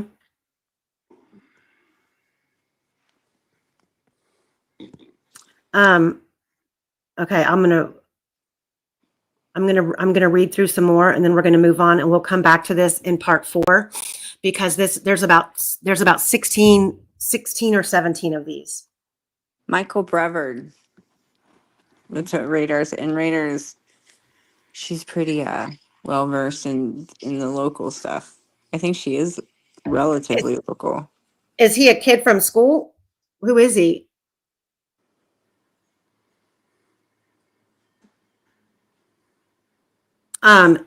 Question. Since they didn't go anywhere earlier that day, what were they doing? And were they at one home together? They were at Libby's house and they were doing some filing for us. Becky, Patty, and Tara German, do you know if either girls told anyone that they were going to the High Bridge that day and time? I have had a hard time believing they told anyone, as it was very last minute for them to go. So then it was a rumor that one of the boyfriends were supposed to go with them that day. Just trying to dispel the rumors. Yes, I definitely say a rumor. Oh, Michael Brevard.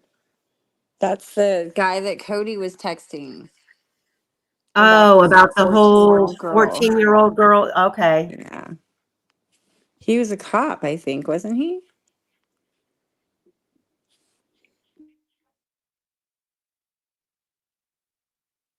Can you guys hear me? Hello? I hear you. Okay, sorry. It's really windy here, so I think my Wi-Fi is being stupid. Okay. Has JD from Kokomo gone back to work or is he still missing? I can't answer that because I don't know. That's a new one for me. The JD, who's JD from Kokomo? And is he still missing? Kelsi's blog has had a swirl of rumors around it. Was this a writing assignment or something she did for leisure? Did Kelsi ever have an older boyfriend who is now married? Okay, I have her writing assignment. We'll go over that later. But just remember this question right here. Oh my.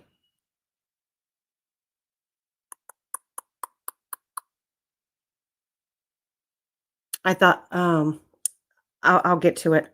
Sorry, guys. Am I dumb because this is the first I've ever heard that Kelsi had a blog? Kelsi had Kelsi did a right. So that comment, and I forgot about the assignment, which, shooby doop. So How did I miss that? I've never heard of that. Let I me thought I just knew everything. okay. Oh my God. So that kind of a question, and then knowing about her blog and knowing about her writing assignment that was very peculiar in regards to this case takes me right back to here.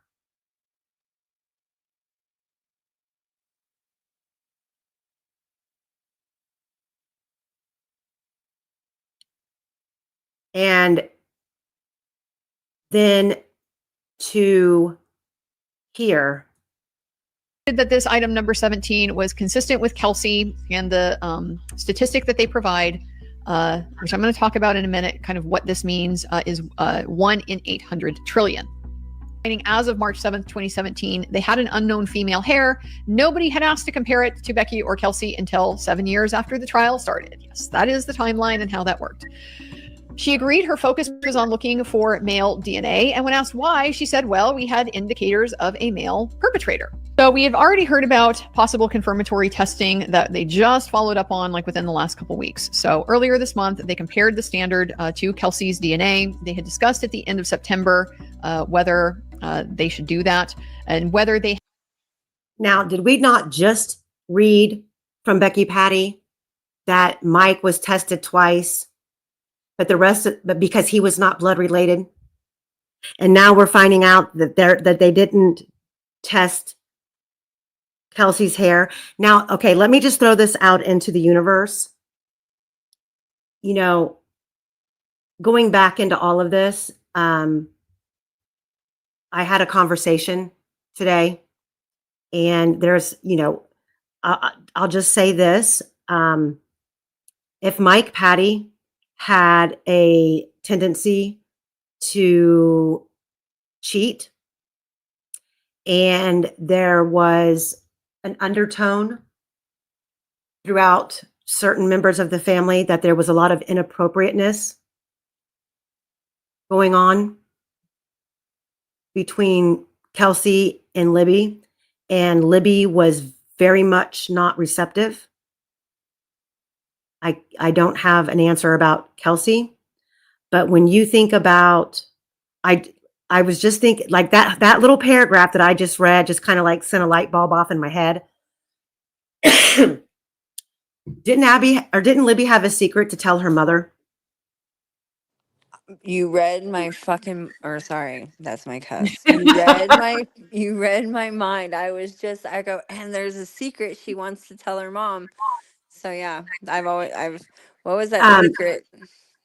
And I wish that when the person who was interviewing Carrie, when she said that, I wish the person would have asked Carrie, when she told you she had a secret, how did she sound? Was it giggly like, I have a boyfriend? Or was it like, I got some tea, you know what I mean? Or there's something I need to tell you, but I'm scared. Like, what was the mood of that statement?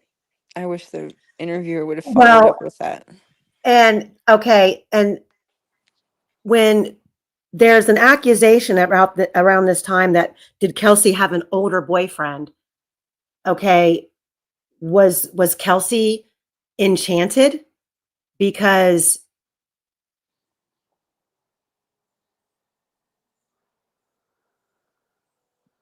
this picture on the left is not an uncomfortable picture. It's pretty. And then you think about the looks on the girl's face in the car on the way to the trail. Like, did Libby make a comment like, I'm telling mom? I'm just saying, when you think about if you had a reason to ever think that a sister would be involved in something like this, it's a hypothetical. Well, That's what I'm saying. there's always the story too about Well, there's two stories that stick in my head about Kelsi. I've never really suspected her. I've never really been big on that boat.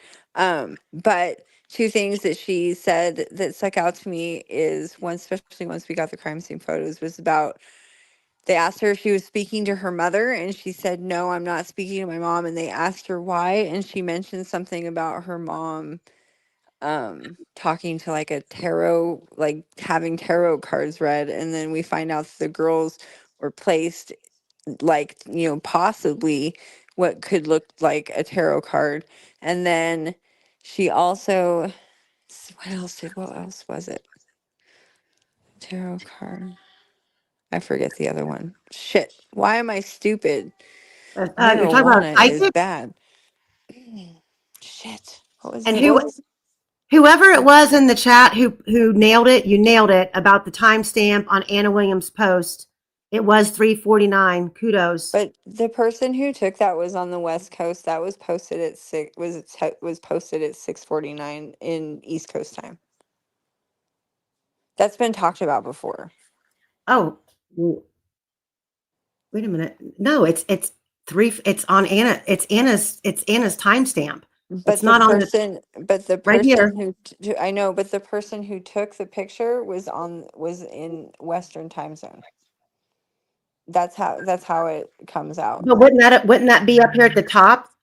It wouldn't have Anna's screen name and the location in there. That's a whole last screenshot. Because the girls have been missing for like 3 hours by that point, so it makes more sense. And then I know that when I see someone, like when you post a live, it'll say 7 p.m. for you, but YouTube posts at 4 p.m. for me. And so I think that maybe it was the same way with the screenshot. The person who took that screenshot took it at 6:49 Eastern time, but 3:40 they were in a Western time zone and it was reading as 3:49. Yeah, see?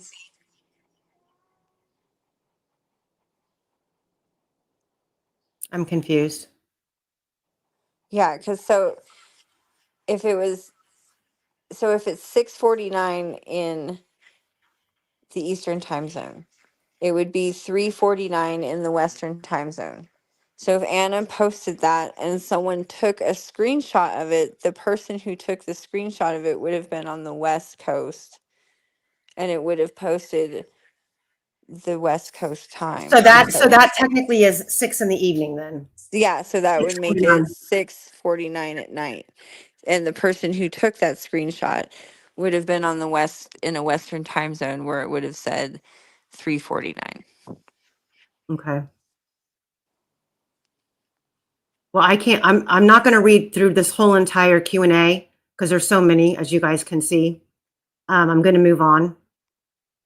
Yeah, Sleuthy, you're right. I was going to say, because even at 3:49, if they're saying that the girls were missing yet, they wouldn't have even called Mike at that point. So, yeah, and I've had that because I have brothers and sisters on the East Coast or in the Eastern time zone. And that's an issue with us sending pictures and stuff back and forth, especially when we're gossiping about each other. The times become important. Well, yeah, I have a friend that lives out there in LA, and it's I want to, when I get up to go to work at 5 o'clock in the morning and I go to text her, I realize it's like 3 o'clock in the morning. I know this bitch. I know her. I'm like, whoops, I'm sorry. I'm like, oops, I forgot. 3 o'clock in the morning, Amy. Yeah.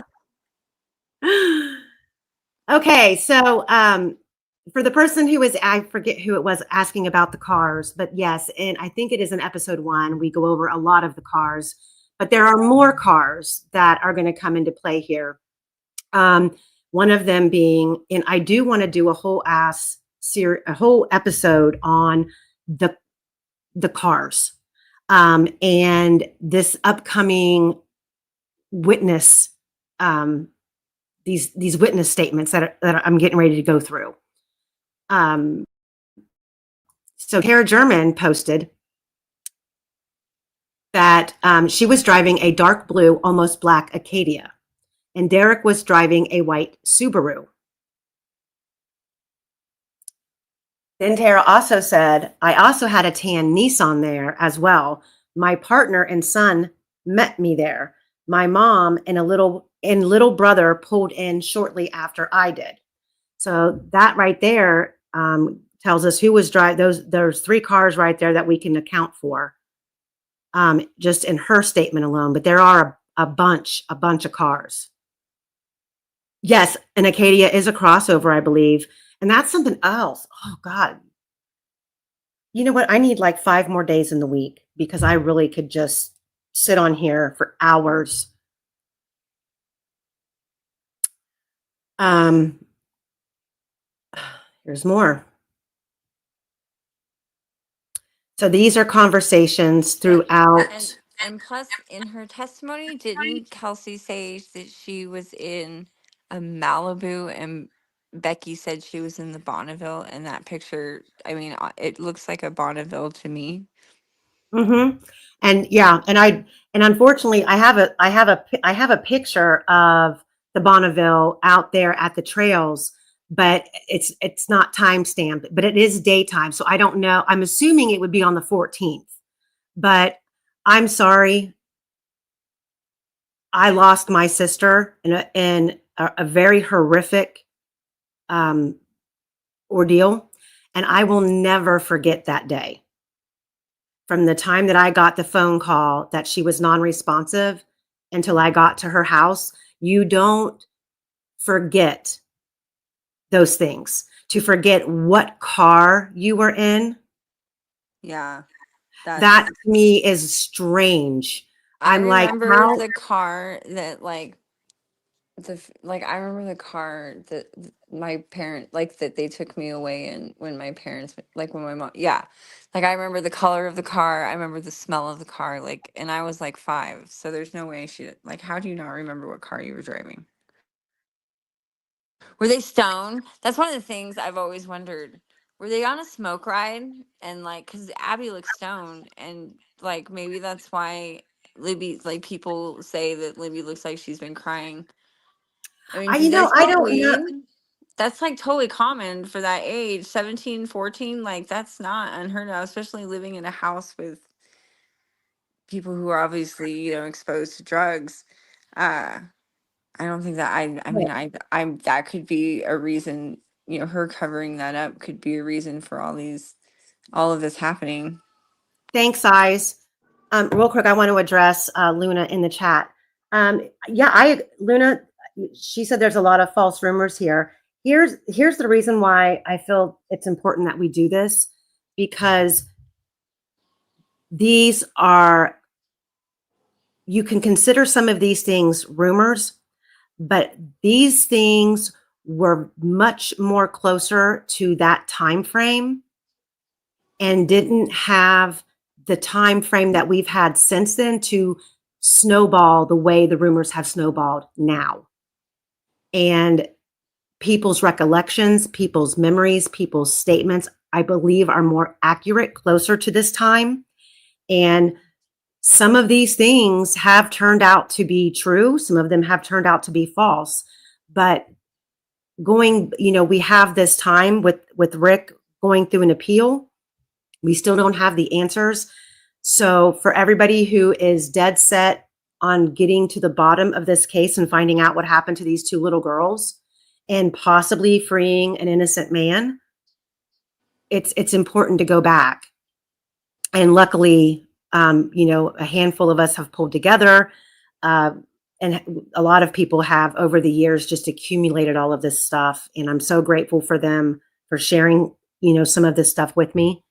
So that's why we're here. We're not saying that every single thing here is facts. We're just reviewing what was being circulated around that time. We're discarding what we don't believe, and we're putting in our pockets what could be interesting later on. No one's saying any of this is true, real. It's all just people interested in the case going through old screenshots and trying to put everything together. Okay, so here we're gonna read through these. This is a conversation from a group where they're asking questions and offering opinions based on what they've heard. Amanda Sandberg had said, "I say he is a person got supply." Some of these people have a really hard time with their writing. "I say he is a person who got meth, made one arrest he got was with Dustin Prater on Samuel Milroy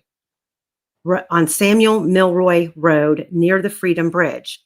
A lot of Derek's friends have been arrested or have died after the murders occurred. Some of the arrests were sting sweep or raid with his friends he knew." Mike Cunningham responds, "Aubrey Trail and Bailey Boswell, the killers of Sidney Loof, they are locked up right now. The reason I ask if the trails are a popular place for drug deals, maybe Derek German was there early to pick up the girls to sell someone some drugs. The buyer didn't have the money or possibly wanted all of what Derek had on him." You see how these things just go? Why didn't Derek take him to the trails if he was leaving for Frankfurt and they wanted to leave earlier? Why wouldn't Derek take them? I don't know. So Doug Rice, I put that in there just because I wanted to show like that kind of conversation. We still see some of that stuff today, like people thinking certain things. You know what I mean? And throwing out different scenarios. Because that is still comparable to today. But back then, this was on June 13th of 2017. Doug Rice in the Rumors, Speculations, and Theories group said, "So I've never shared many elements openly of my complete theory of what." Now, this is kind of compelling, what he says here, "of what most likely occurred on February 13th. The perp lived on the south side area of the bridge. He had also grown up in the area, played on the bridge often as a kid. He has seen the girls on the bridge and in the area before. He decided he was going to SA Abby, but of course, Libby was always with her. His plan was to coerce them down the hill and across the creek, then up the hill to his white van that was waiting at the cemetery. He would SA Abby and kill them both at the same place he had chosen in advance. He then would conceal their bodies. They may never have been found, so after stalking them for weeks, he finally catches up to them on the bridge and gets them to go down the hill with a geocache story or something about trespassing at the bottom of the hill. He does something that scares the girls and they run into the creek. He most likely catches Abby on the far side of the bank and Libby then comes to help. Angered, he kills them with a knife, throws some clothes in the creek, covers them, I lost my spot, in the creek, drags them into the woods a bit and covers them with leaves. He then walks up the hill and exits in his vehicle. His original plan was out the window. His rage had gotten the better of him, and this all took no more than 20 minutes. Now I have no proof of this is what actually happened. It's for your consideration, and I don't have the energy left to argue. So just consider this as you're at your leisure. And if you agree, give me a like and a thanks." Doug Rice was a very respected individual who took this case very serious. And it's hard to believe how close in scenario and where, and he even is talking about a white van.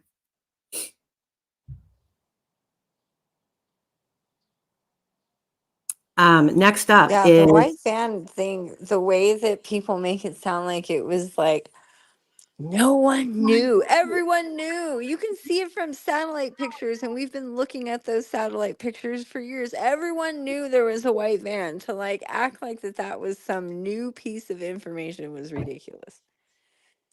right. I was giving the trial like the benefit of the doubt for a while. Like I was like, man, Rick, like I don't know, man, they might pull it off. And then with the white van thing, I was like, are you kidding me? Like that's ridiculous. Like yeah, so that's when I started like really being like, no, there's too much reasonable doubt. That's ridiculous. That's what you guys have? That's all you have is a white van that everybody knew about? And I don't even think that when RA talked to Awala that he even stated a color. He just said a van, if I remember correctly from trial. Okay, so this little thread here is discussing the day the girls were going. It says, okay, so they made plans with kids. Bree did not get her text until later because Josh and Pal could not meet up. Bryden Sandiford as well. They didn't tell Bree they were going to be there. Bree was Kelsi's friend. But what also stands out is that didn't Bree spend the night with Kelsi? That same night that Abby spent the night with Libby? Was it that same night or was I it thought that that it was. weekend? Was it? I thought that it was. Someone in chat clarify. Bryden was at Tara's house. He would have found out at the last minute what time they were going. Remember, the girls didn't know whether they'd be able to go or not to make plans, let alone give anyone a time they'd be there until Becky Patty said they could go. Bree Wilbur, Riley Voorhees' younger sister, and another girl were already at the trail. The young pal that Libby confided with, she told him she had met a 19-year-old online in December of 2016. He, the confidant, was sad he could not attend. So she would have had to have called, texted him, telling him that she would be at the trail before they left around 1 in Kelsi's car or when they were dropped off. Now, this is what's interesting about Bryden Sandiford. So, did you see what Sleuthy just said? And is that, so Sleuthy, is that what that photo release with the Snapchat pictures that they released? I think it was yesterday. Is that Bree's picture that, and then Abby in the back commented on it? I'm sorry, I'm trying to. Oh, it's so much. No, you're right. No, Sleuthy, you're right. Because didn't she messaged Bree and asked her because Bree posted a picture on the south end of the bridge, and Libby messaged her, I believe, on Snapchat and said, "Are you still there?" And are those the pictures that were released yesterday? I think so, on the bridge. But the other interesting thing about that was, so you know the picture of Abby and Libby, they're standing, I don't know if they're in front of a fountain, but Abby's standing up and she's got the maroon shirt on. Yeah. And she's posing. Uh-huh. But there's a picture that just was released of Libby in the car, and I thought it was Bree hiding her face, but it looks like that same shirt that Abby had on in that other picture with the white writing. Yeah. I don't know if it's Abercrombie or it's some sort of white. I thought it was like a white stitching on the front. I tread really lightly. Tilly, God damn it. So PS says, now we know Bree and Libby were exchanging texts prior to Libby arriving at the trail. Yes. Third whisper. And yes, they were involved in another Anthony Schatz incident. Why is Bryden at Tara's house? Don't know. But Bryden and Bryden's daddy are very interesting. So what's we know their that last name? What's Bryden's last name? Sandiford. Oh yeah, Sandiford. Okay, sorry. Okay. Yeah. So Tara German posted, Bryden was at my house the day this happened. My son asked if they could go to the park, but he said it was never discussed going with the girls. Does that mean they didn't go? Then you've got these posts. Bryden Sandiford was at Tara German's house on February 13th, 2017. Tara's son asked if they could go to the park, but he said it was never discussed with the girls. A few days after the murders, Bryden Sandiford posted a knife and a backpack on Let Go for sale. Used gray pocket knife for sale in Delphi. Gray Nike backpack for sale in Delphi. Then we go to the next photograph. Got some more interesting news. Not sure if I have mentioned this before, but Brett Sandiford, Bryden's dad, was spending the night at Ron Logan's house the night before the crime on the 12th.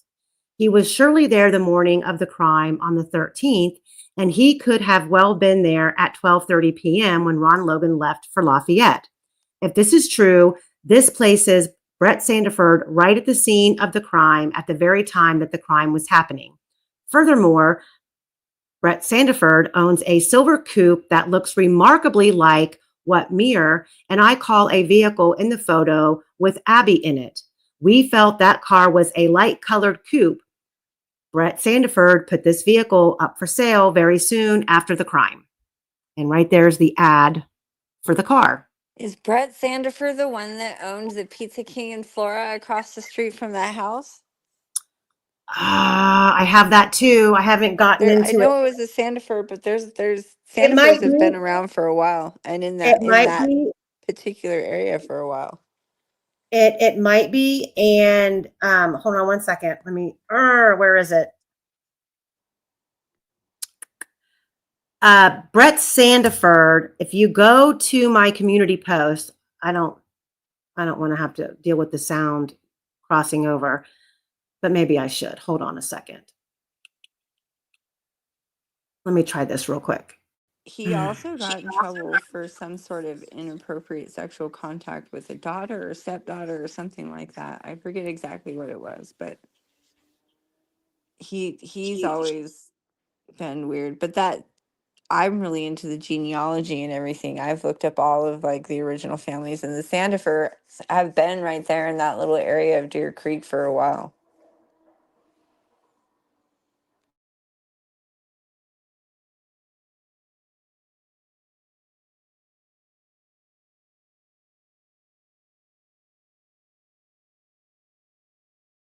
And it was the Sandifords camera that caught the car going up the private drive that Michael Osberg talks about a lot.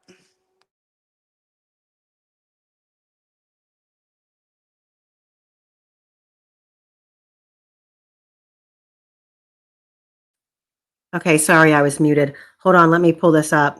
So, Kathy in chat, answer me. Is it Mark or is it Brett Sandiford that is supposedly in this image? Hold on, you pull it up. Right here in the blue. Him. And what are they? And this is, do you see this over here in the water?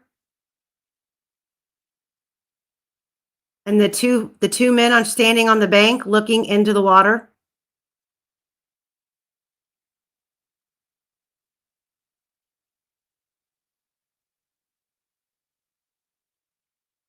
Can you guys hear me? I can hear you. What is that? Pareidolia. It's pareidolia. Don't do that. Sleuth did that to me the other day. Fuck that guy. But sorry, no cussing. But no, he did. I was like, yeah, it looks like jeans, and he's like, nope, it's a log. And I'm like, you know what? Well, Fuck yeah, but yourself. so are the two men standing on the bank looking at pareidolia too? Maybe they're not looking at pareidolia. Maybe they're looking at like fish. I don't know. But maybe I don't know. I'm like really after like the whole like giant bunny rabbit thing. I'm always afraid to like say that I see anything in those pixelated pictures. Okay, listen, I never said I saw a bunny rabbit. No, I'm not talking about you. I listened to someone for years that talked about a bunny rabbit. And I never said that I saw BG wearing a GoPro either. Dude, I totally think that thing around his neck is like some sort of GoPro contraption. When I very first saw it, it was like the first thought that popped into my head, and I can never make it go away. Candy. So I will say this. I popped a couple of those photos in AI And it did say that it appeared to be a human form. It said the photo was very pixelated.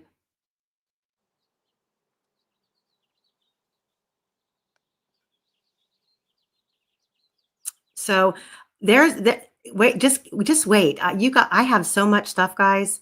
There's Wouldn't look like that though. What'd you say? I don't think they would look like that. I don't know. I don't do you think that the bodies were in the water ever? Or So do you think the Kathy clothes? said yes. Is it Brett Sandiford or Mark? I don't know. I mean, I know that when we do this members only, we are going to discuss a lot about the blood and the crime scene and the lack thereof. And we're going to look at other crime scene photos and compare. So I'm not showing the actual crime scene photos. I've got, the graphs and things like that. But we are going to talk about that, and we're going to look at some crime scene photos that are public that, the individual has suffered the same type of injuries. And you'll see, like, we'll get into that, but just look for that to be posted. But that will be a members only.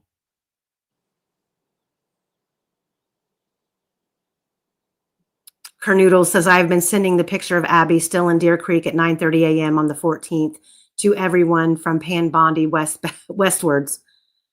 Who's Pam Bondi? She's in the administration. What administration? Trump's. Oh, I don't pay attention to that dude. I don't even that. I turned off the TV when he won. We're not going to talk politics. Sorry.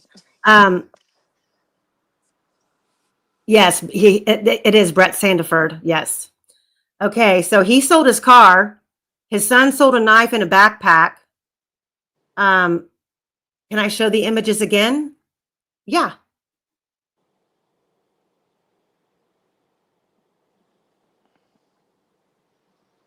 He looks like, to me, the look on his face, it's like he's just standing there in complete shock. That's the kind of look to me. But when you see a picture of Brett Sandiford, you tell it's the same person.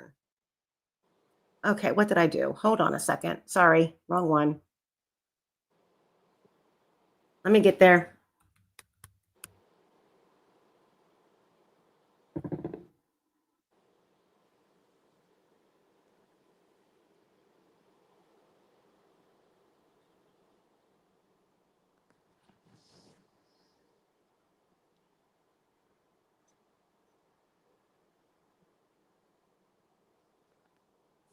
Which Sandiford owned the Pizza King in Flora?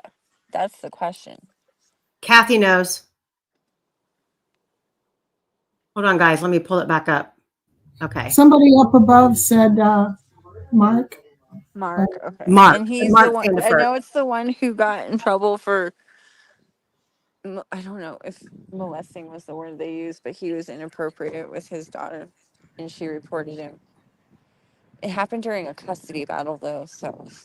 Well, there was a big fight between them two that same time. Between during Mark Sandiford and I believe it and his wife.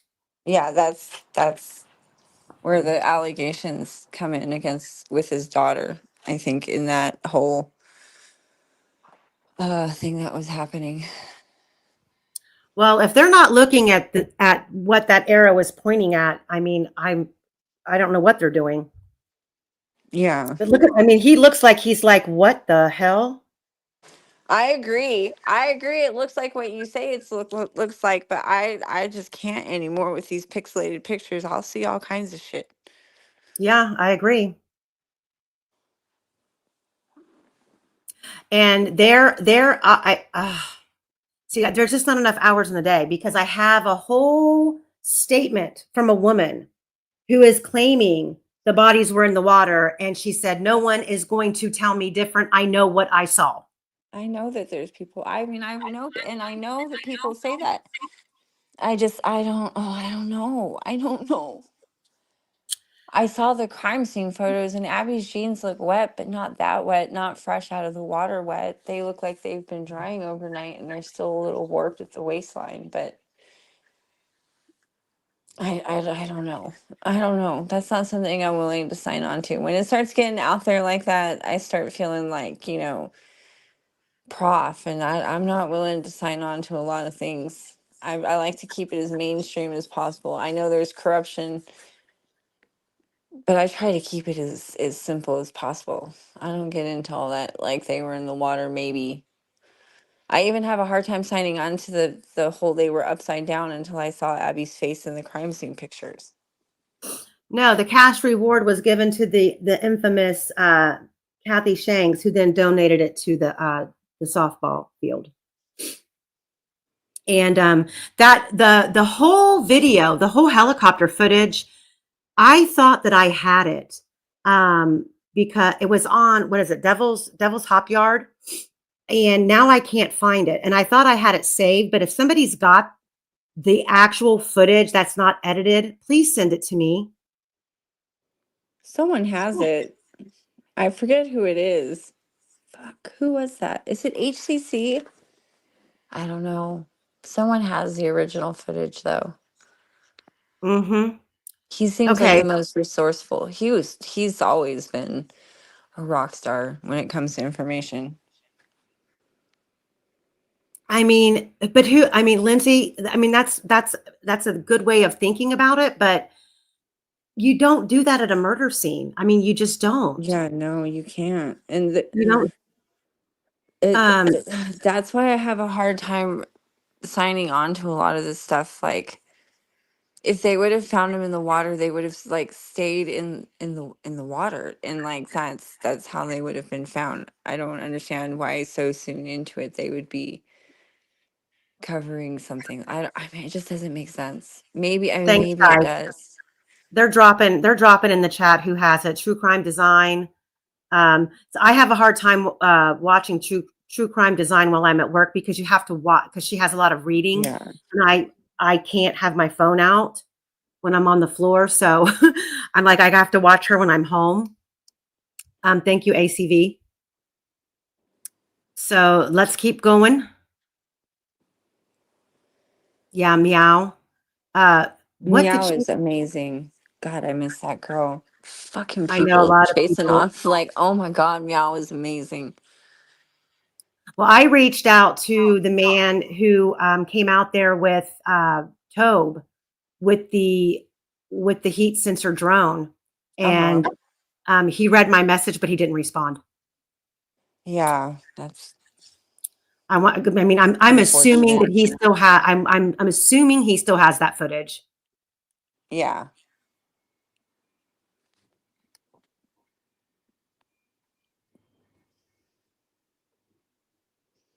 I do know. I don't sound like Avril Lavigne. I'm a Valley girl. That's what you hear. You hear that like, hey, you, I don't like your girlfriend. Yeah, that's what you hear. You hear the Valley. That's what you're hearing. Put a few beers in me and like, oh my God, it goes off. There is the Bonneville. Or someone said this was sent to me as a Malibu, but it's a Bonneville. It's not a Mazda. Yeah, I need to fix that. So I always get. So Kelsi said.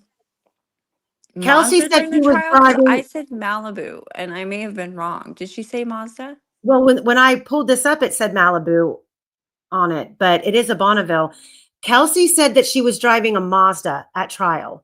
Okay, and so I was wrong. She said when Mazda. Becky testified, Becky said that she was driving the Bonneville. Now, it's my understanding that when Kelsi got her license, Becky gave her the Bonneville. So, okay. Speaking of licenses, like the number of people driving that day without a license is astonishing to me. and Ron Logan somehow goes to prison for it, but other Well, people Ron don't. Logan was driving all over. I'm sorry, but if you've ever been to Delphi, like, there's no way that Ron Logan was driving around Delphi without a license and no one knew it. Yeah. Everyone knew he was driving. That's what makes his whole, cover Well, story. Derek didn't have a driver's license. Cody didn't have a driver's license. Like, who else didn't have a driver's license? Well, But Ron Logan went to prison for it. mm-hmm. So Vince Snay, whoever Vince Snay is, said, Oh. I've heard from several people at work that they spoke to another woman at work who's, now this is like 4 times. My brother's sister's mother's boyfriend. Exactly. We're playing telephone here. I've heard from several people at work that they spoke to another woman at work whose sister lives in a house that is right by the trail's entrance. Apparently, the woman who lives there let her dog out. It was barking a lot, and she looked out and saw the girls passing by, followed by 2 boys with hoods up. She said the boys looked around the girls' age. No mention of those boys from any news, though. Well, there's no house on that side of the street on either side. Put it to you like this, where the girls were dropped off at the Mears lot, there's no house south of that entrance.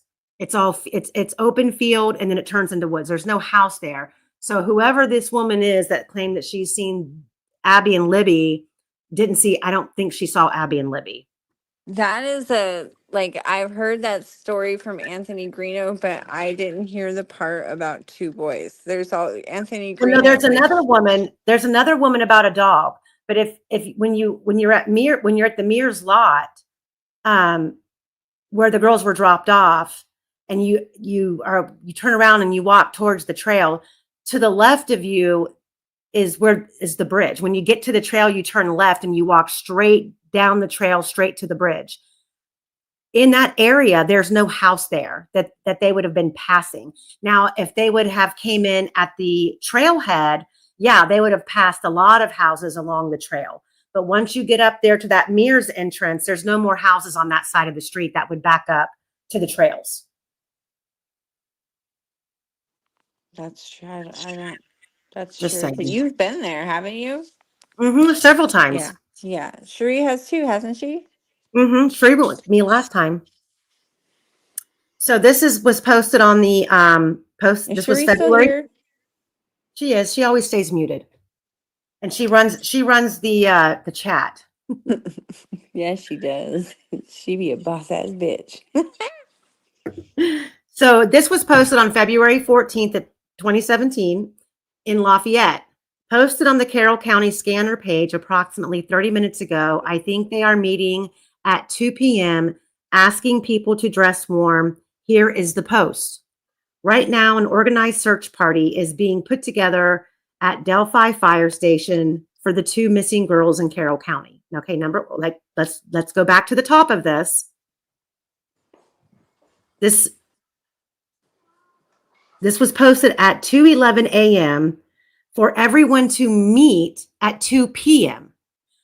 So when you've got 2 little girls missing, you wait until 2 p.m. the next day to meet and form a search party? Supposedly there was fog. Like that, none of that makes any. The fact that they called off the search and then they went home and went to bed. Officials want people. Sorry. Go ahead. No, I just said that shit's crazy. It is. Officials want people to stay away from the high bridge where the girls were last seen. Dogs are coming in from Illinois, and they want to have them search that area first prior to anyone else.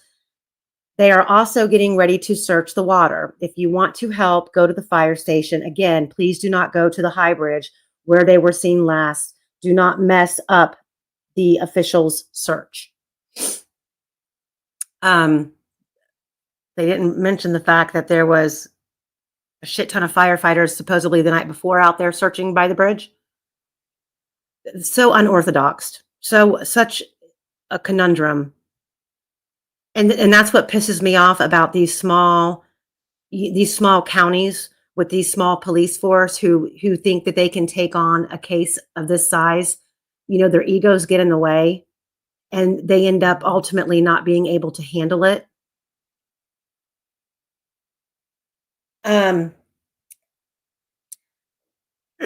Betsy, they're talking about Betsy Blair here, and they're describing her as she is a hidden witness. Don't you all remember her? That she was on the trail. He came up to her, chit-chatted, but he gave her a weird feeling, so she continues on the trail and runs into the girls. But later, she commented that it weighs heavy on her for not warning the girls about the stranger on the trails.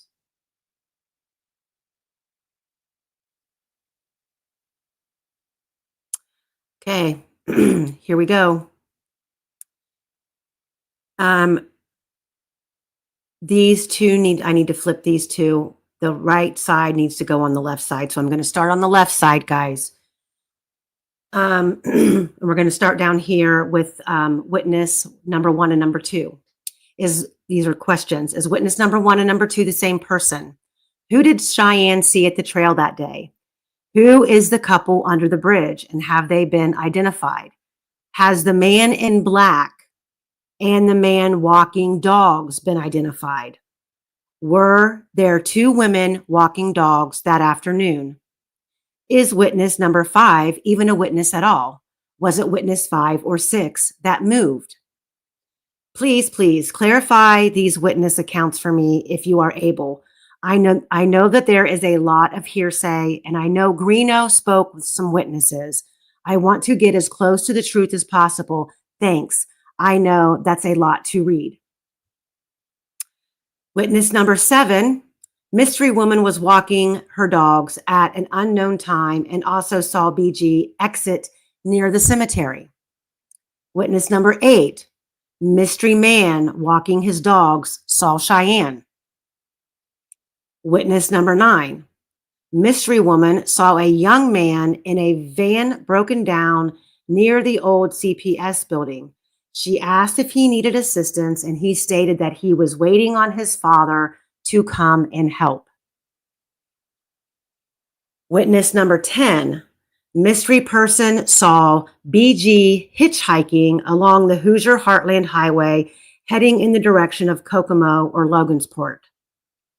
Witness number 11, Derek saw only the man who told him about the couple under the bridge. Witnesses 12, 13, 14, and 15, Kelsi, Tara, Becky, and Mike Patty saw numerous kids Libby's age on the trail and under the bridge. Are there any others? Is witness, and it starts back over.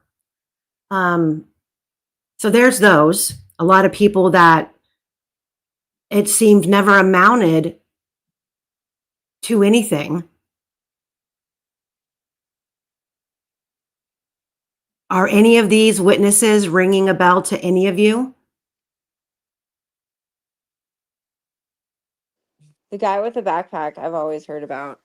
That's why when people started asking me about the backpack, I was like, there's a backpack somewhere, but then I remembered it was him. Lindsay, I don't know about a hitchhiker, but enter Keegan Klein. Exactly. And once again, we're dealing with a van that supposedly was broke down. And that is a true account about an individual being broke down and a woman stopping and offering help. And he said no, he was waiting on his father. And I don't know if that lead was ever followed. And I was told, I think we might have it in the Dropbox. Kathy, maybe you can clarify that the individual, the hitchhiker was true and he was waiting on his dad, but didn't law enforcement come out later and say that they had checked the guy out and he was a known sex offender? But they cleared him.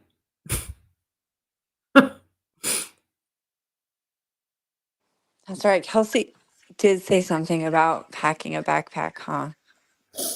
There's so Well, many things. All of the yes, things. all of the things make it make sense. Oh my God. The math just ain't mathin', man. I don't know.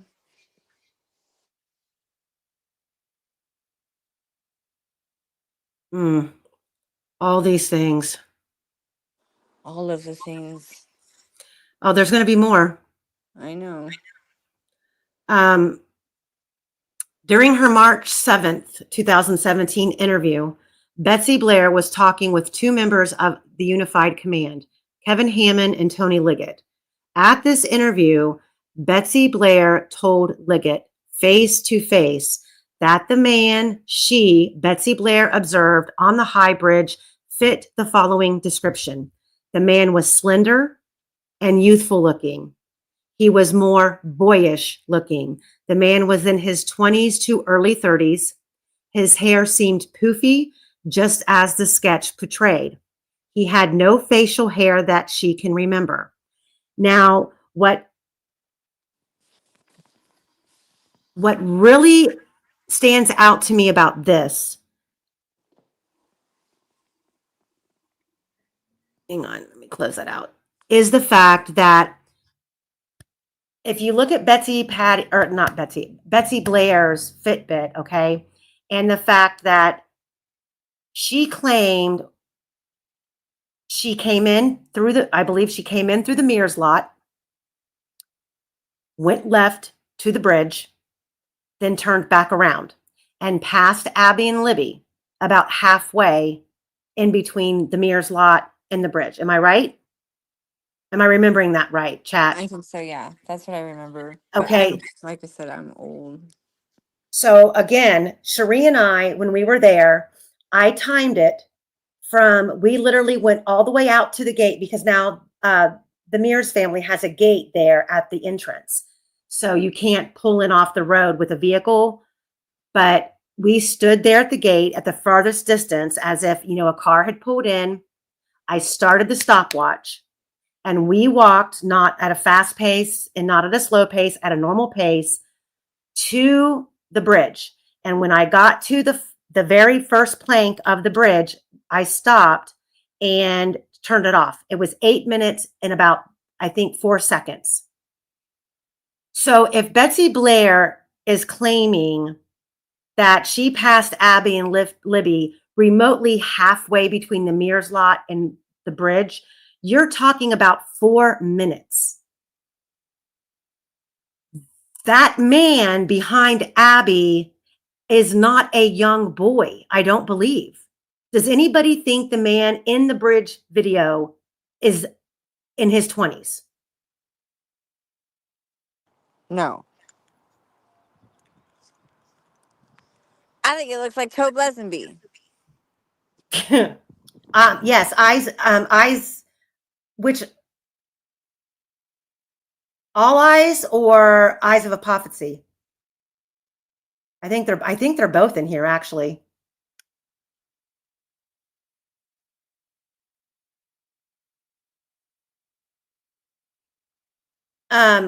Okay, Kathy, elaborate.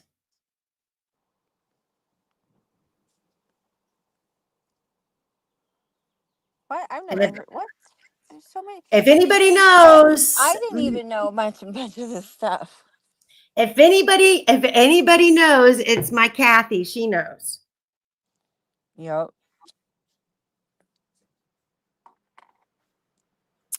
Kathy, our other really great researcher in the Facebook group. She's Deeds. Yeah, she's shy though. She's very shy. I know. But yeah, he's a rock star.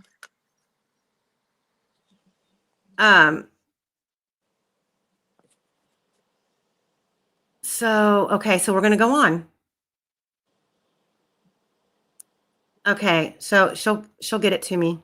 Thank you, Kathy. Kathy's helping with the Dropbox. I need to figure out how to work that thing.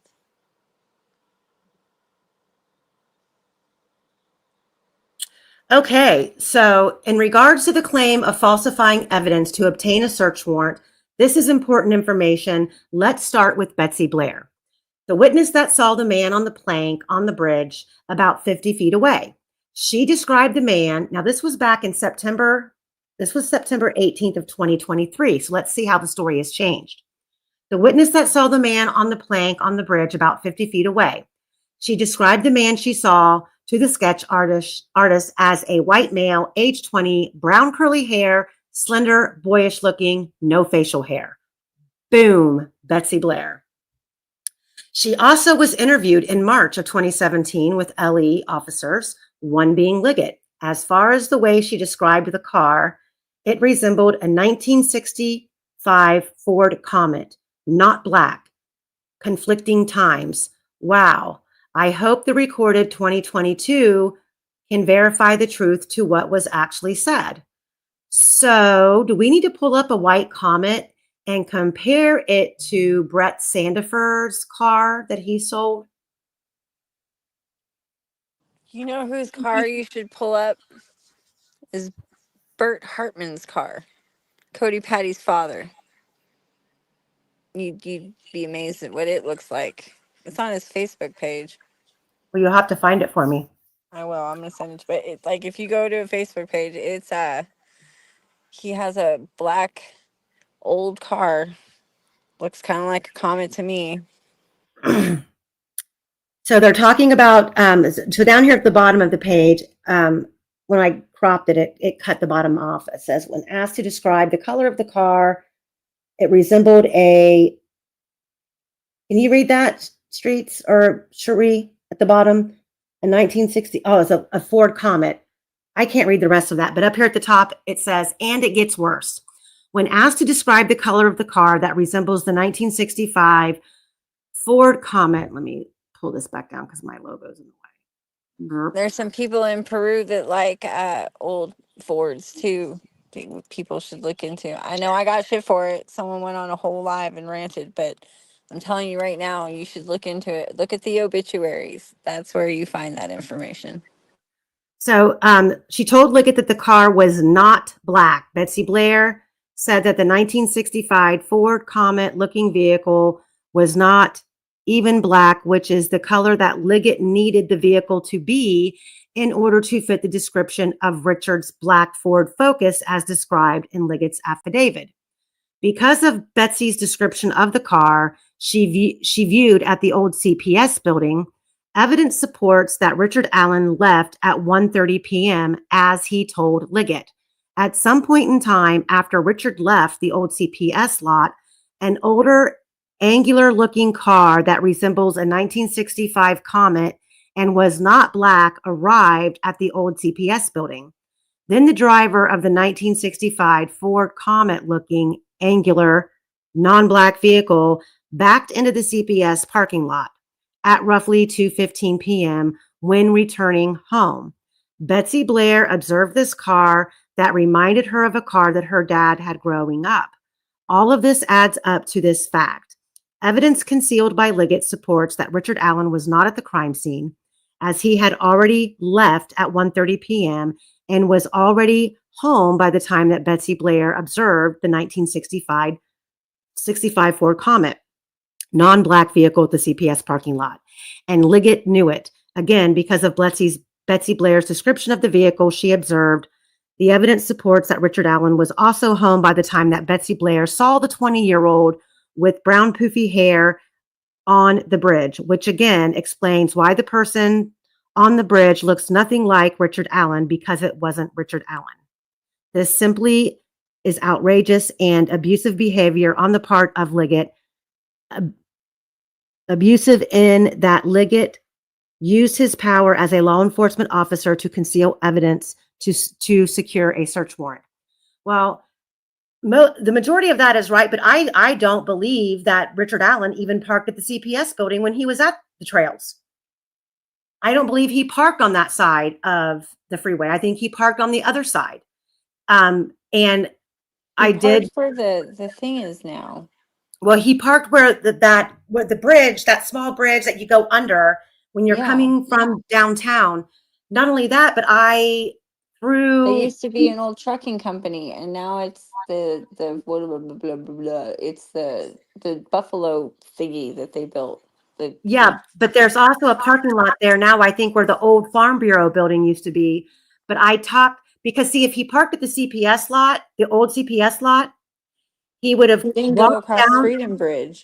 Right. He would have walked up 300 and up onto where the monuments are. He wouldn't have had to have crossed Freedom Bridge.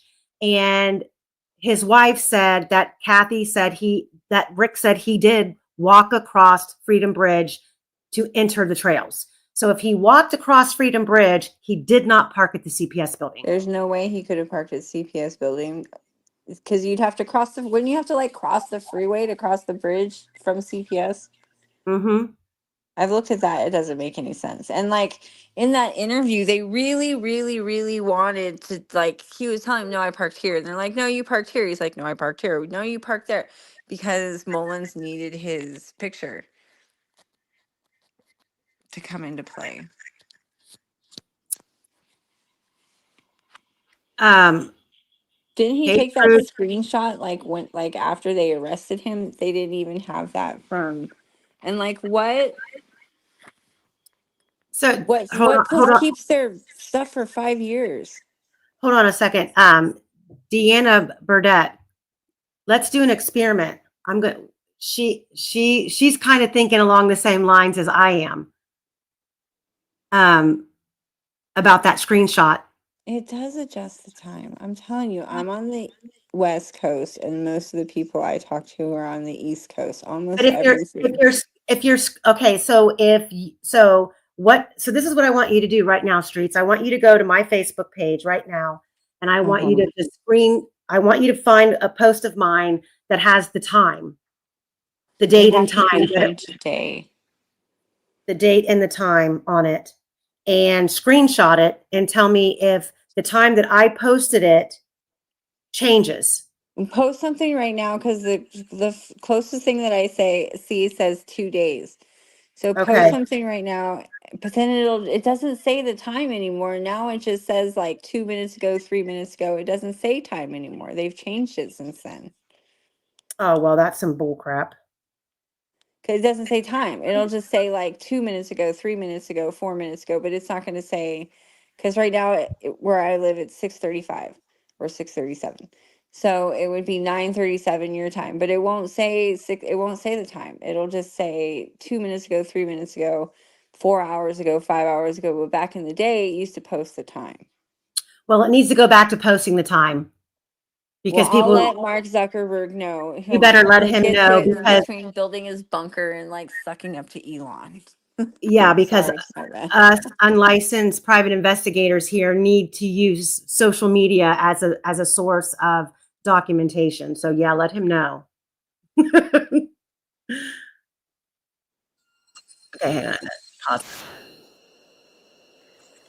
Sorry, what I do? Let me. Yeah, digital. He did. Mark Sandiford did. His name did come up because the girls used to go and like. Did one of them fold boxes there? I don't know. Don't listen. But like, he was accused of having a relationship with one of the 404 girls. But I don't know if that ever panned out. But he was accused of molesting his own daughter. But he was accused during a very contentious court battle. So.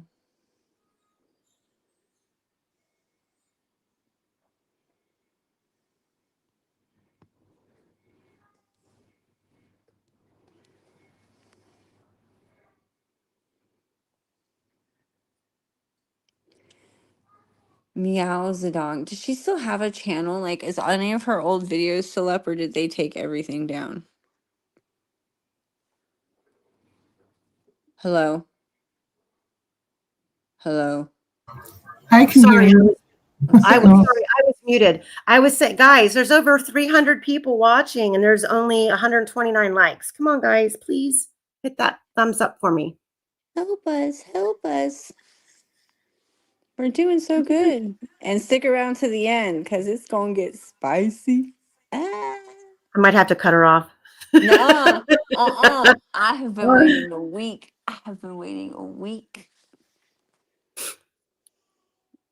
Oh, let me see. Okay, let's go on and read here.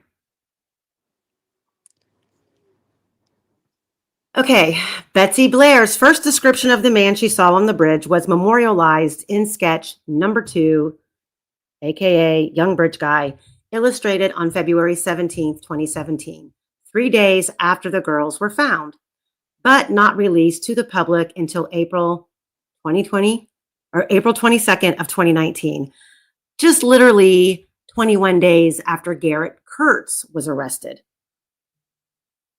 Garrett Kurtz. Following Superintendent Doug Carter's press conference.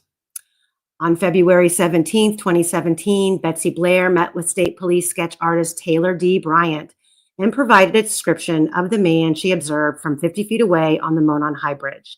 The same man that Liggett claimed in his affidavit was the killer. Betsy Blair told the sketch artist that the man Betsy Blair, observed was a white male, and I cut it off because it's all the same stuff as before. Betsy Blair, can we talk, please? Can you just for once come out and speak on here? I think she lives in Kentucky now. I'm not sure though.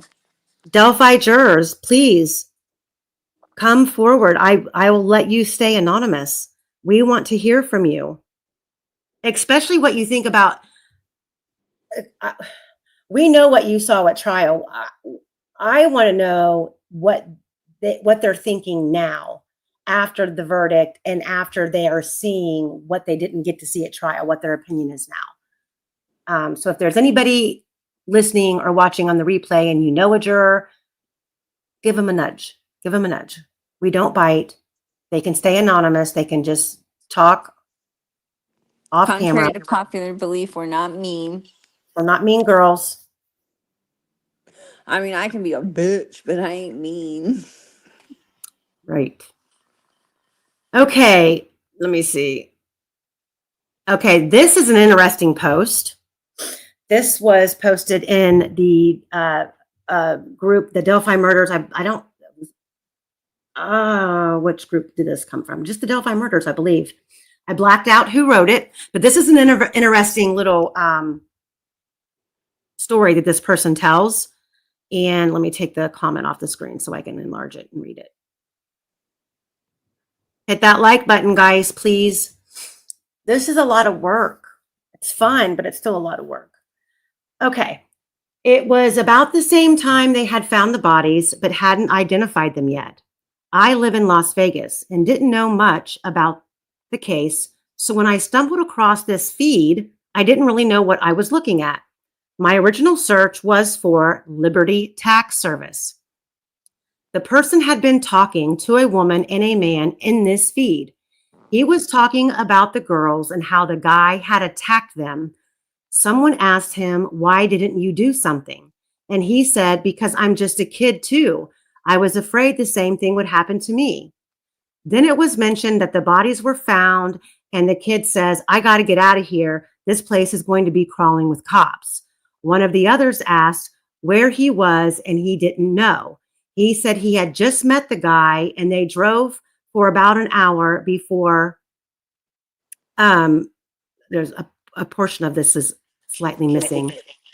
Then it was mentioned that, okay, oh, no, where is it? Wait a minute. I got to find it in here. Come on, Amy.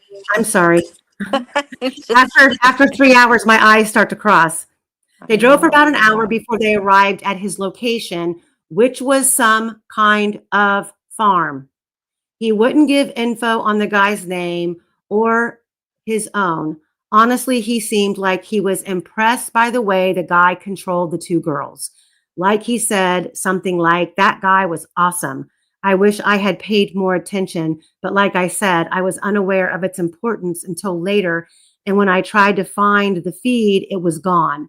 The only other thing the kid said that stands out clearly is that he hadn't been home in a couple of days and wondered if anyone was looking for him. He figured the guy had used him to gain the girls. Anybody heard that story before? I have never heard that before. Where is that? Where was this at? The Delphi Murders group. Huh. Never heard that before. Yeah. Now, that's where we're going to end the presentation because, yeah, I still have some more things to add. And I've already, as you can see, started getting into the Holder saga. Isn't that interesting? It's gonna be nuts. It's gonna be, yeah. The what is it? Mortician brother and the That's Marine. Logan. That's Logan Holder. Kind of looks like. But so Betsy Blair gave all those descriptions, but did any point in time did they show her any pictures of like Logan Holder, Garrett Kurtz, and are like, is this who you saw? Do you think that they did that? Well, we will never know because 70 days of the investigation is just gone. I know. I would think that like when Garrett Kurtz was getting arrested, that I mean wherever she is, even if she's in, Kentucky or Georgia, wherever she's at, like she would have seen Garrett Kurtz's picture and been like that. She was so adamant about them using her picture. I feel like if it's somebody who likes pictures been out there, she would come forward and be like, that's him. And I feel like Garrett Kurtz she would have like seen him or heard about him, or I mean maybe not, but she was pretty adamant. Like that's who I saw. That's why they released the second sketch, because she was like raising a ruckus. Mm-hmm. So Does that look like a strap on her shoulder? you know what? I've looked at that picture. I can't tell. It could be the shadow with the hoodie and the string, and then Libby's like hair strands coming into the frame. I don't know. So it says, Officer Kim Riley said, we want to look at any aspect of what somebody might have seen, Riley said, adding that if someone saw a person throwing away a backpack, they'd be interested in tracking that down too.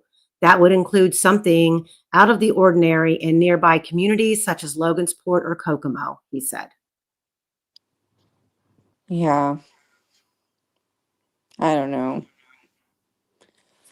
I have been looking at it, but these days I'm afraid to make any, like everything that I thought was wrong once I started seeing like evidence and pictures and like crime scene photos, like, and then once the video came out, I was like, what the hell? That's crazy. Yeah, she's not happy. It's not, I mean, I have a lot of pictures of my daughter in my, photo roll of like catching them, before you know what I mean? So like I have two teenage daughters and they've made some weird faces in pictures. It looks like they're being tortured, but they aren't.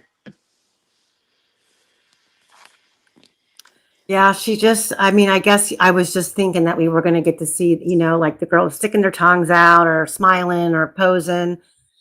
I don't know. It's sad. It's so sad.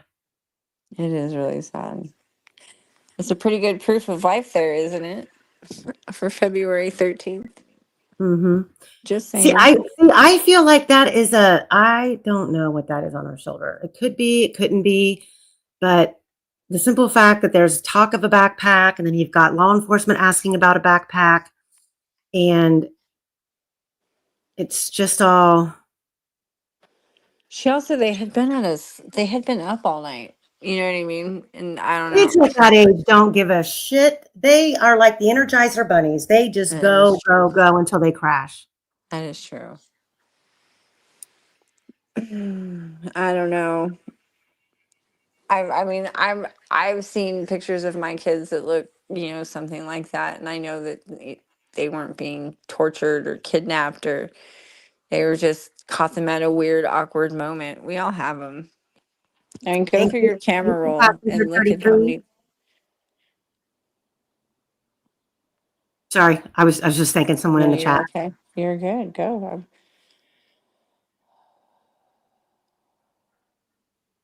Kathy said that she thinks Libby took that picture for a reason.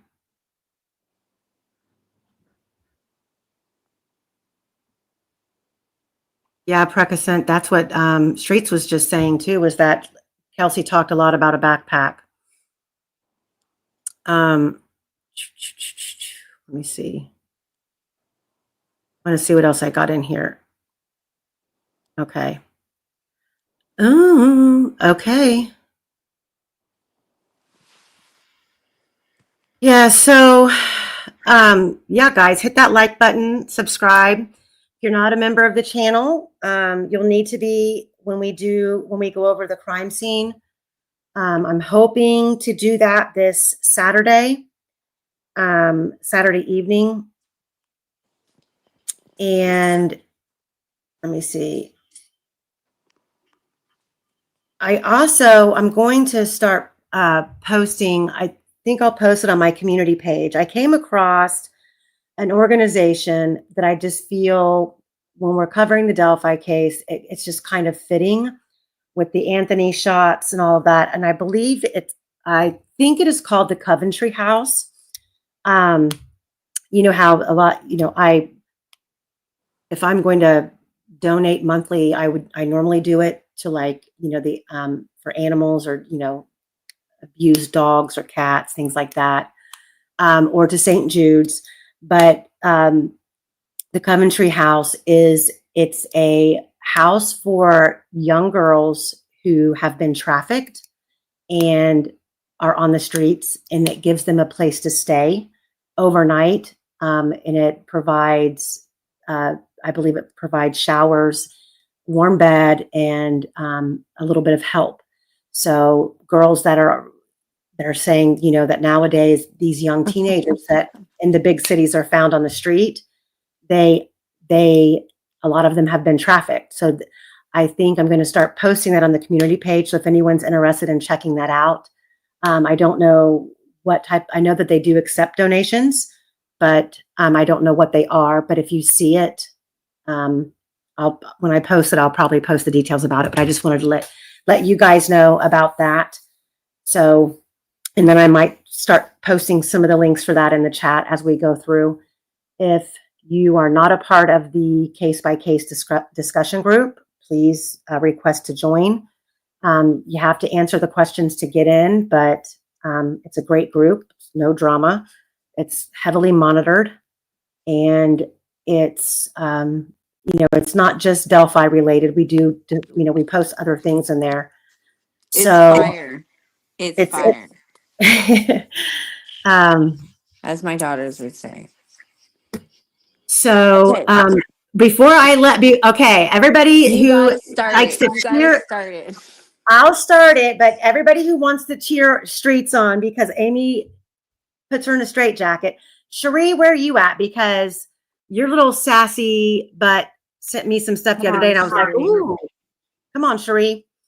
So this is not an argument starter. This is just adults speaking to other adults. And like I started off this live by saying, I apologize for the subscribers of this channel who were blatantly targeted simply for voicing your opinion. You are entitled to your opinion, whether you agree with me or not. Unless you are disrespectful and literally causing drama, you don't get timed out and you don't get kicked out unless you're just, having a temper tantrum. So all thoughts and opinions are welcome here. So for those of you who got caught up in that mess, I apologize. And I want to once again reiterate a couple of points that I would like to make. Just because us women, just because someone calls you the C word, that does not make you a C.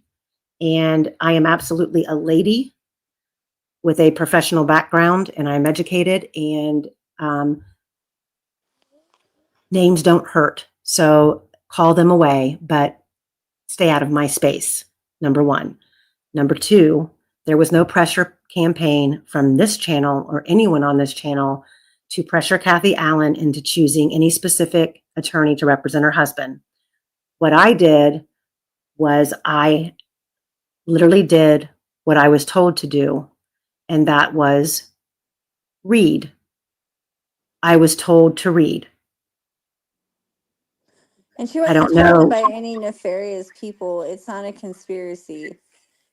we decided to read it because of so the person who went through our chat, I'm just gonna say, you know what, I'm not afraid of him, I'm not afraid of his name. Prof, the dude who went through our chat like a toddler and threw a temper tantrum, we didn't even say his name.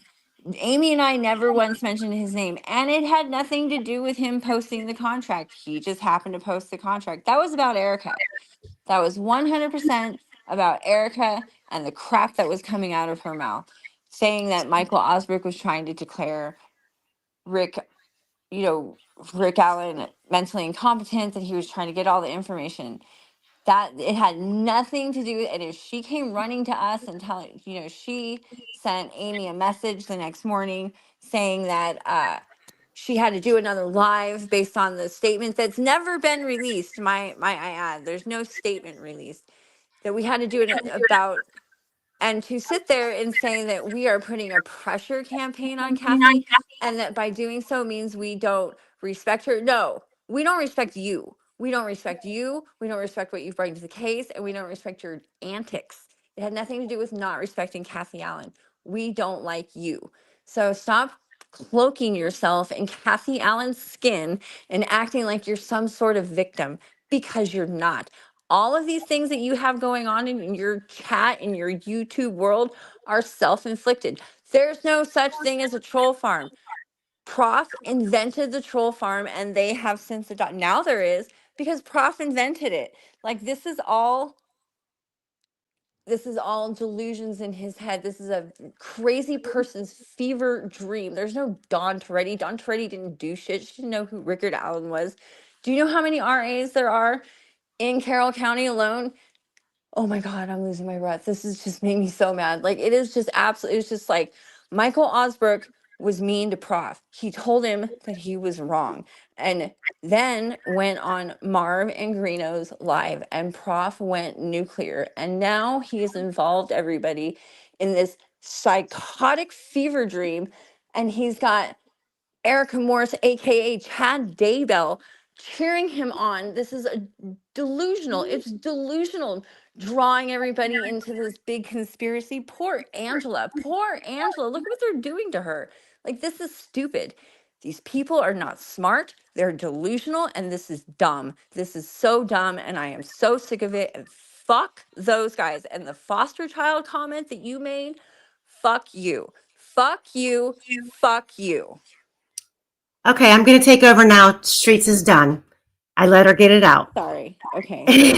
Thank you. Prior to this, I didn't have any issue with Erica. Just so everyone knows, I gave her a platform. I let her. She asked to come on. She wanted to speak her truth, so I brought her on. She spoke, and I decided to go over the contract simply because of this post right here. This is a group that some of us are in. I don't think there's a whole, I'm not sure how many people are in this group, but Erica's an admin. And this was the post that read, clearly, none of you have bothered to read the contract the prof released. And no, it did not come from me.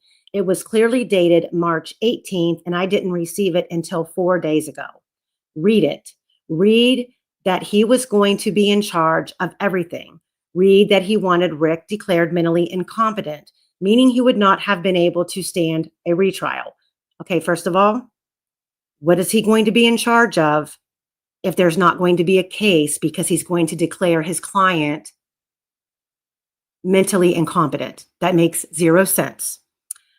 Read that he wanted to be in charge of all publicity, no matter what the subject was, and all monies.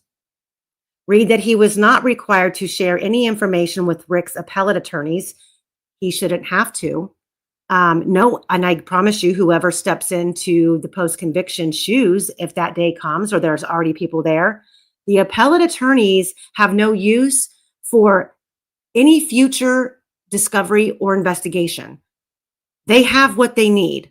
They have the pretrial motions, the trial, and the appearances that were entered right after the trial, and those motions that were filed. Anything after the appellate attorneys put the state on notice that they were filing appeal, that is the cutoff. They are confined to the trial, the motions, the sidebars, the rulings by the judge. It's all going to come down to trial and error. And did the judge make the right call? And was there any missteps? That's what the appellate attorneys do. That is it. Read that he was not required to share any information with Rick's appellate attorneys under any circumstances, nor did he answer to anyone. Okay.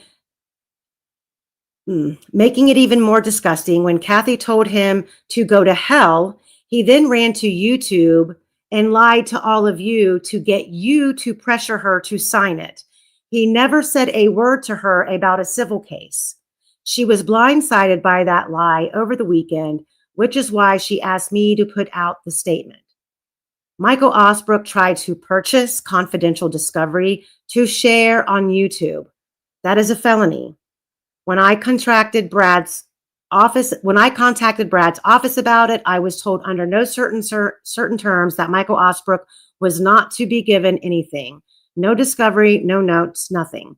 When I called his bluff by calling Brad, he went to someone else, got that information, and those people could be facing prison time because of it. So yet again, I followed the instructions of the lead attorney from Rick's case and Rick's power of attorney, his wife, and yet again, uneducated people are screaming at me for things they do not understand. Every single one of you who has... Okay. Every single one of you who has come at me over this should be ashamed of yourselves, and I will not be accepting apologies any longer. Well, I'm not aware to this day that Kathy Allen has ever responded about the contract. I really don't understand the opinion that two very well-established attorneys who are familiar with this case, who approach you with an offer of starting the post-conviction relief investigation pro bono, that you would consider that blindsided by an unsolicited offer. How do you make an offer to anyone? Do you ask them, in this case, I think that the time was of the essence. So I read the contract because I wanted to read it out loud and discuss it with you in the chat to see if it correlated with these allegations. And we were all attacked for it. And then I was told that I did a lot of damage by reading that contract. And I'm like, look, I did what you asked. I read it. You posted it right here. I haven't heard anything from Kathy Allen's attorney. I haven't seen a statement. I was told that I needed to do another live when her attorney made the statement. I got this text last Friday morning from Erica. She said the statement would be available on Kathy Allen's attorney's website that day or by Saturday. Nothing has been posted. And she wanted me to do another live and read that statement to basically counteract the damage that I did by reading the contract. There was no harm intended by reading that contract. I personally cannot control all of you in the chat and your opinion of her and the things that you were saying. That is why when Prof decided to troll my chat and single out people that were his own subscribers that he wanted to berate, that is why he didn't actually play the audio from that live, because we said nothing nefarious about either one of them. That's not what it was about. And I'm not, thank you, Jer, but I'm not sweating it. I'm just making it very, very clear. I have thick skin. So I'm done now too. I'm sorry. And after this, if he wants to continue berating me or berating Streets or my channel or any, the sad thing about all of this is the fact that we have all been here for the same reason. First and foremost, these little girls, and now for Rick. And to see some of the people who are close to Kathy, who are supposed to be her voice, her protectors, and her supporters over there cheering on me being called the C word is very disheartening. there's so many like just inappropriate words being thrown around and for no reason. No one did anything to him. It ain't about you. Like it was never about you. You posted the contract. That's the only reason why you're even involved in this. No one was talking about you. We don't care about you. You're irrelevant to everyone. We from here on out, we're not a chaos machine over here. I don't spend 45 minutes going through the chat when I start.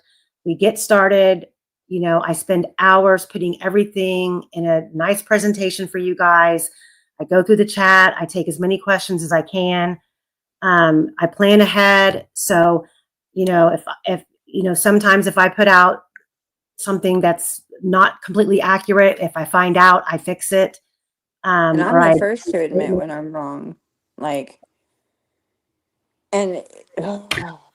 So again, I apologize to my subscribers. Sorry that happened, but let's move on. I feel that those things needed to be said. And for me, it's done, it's over, and everybody needs to get back to business. And that's focusing on, there's a group.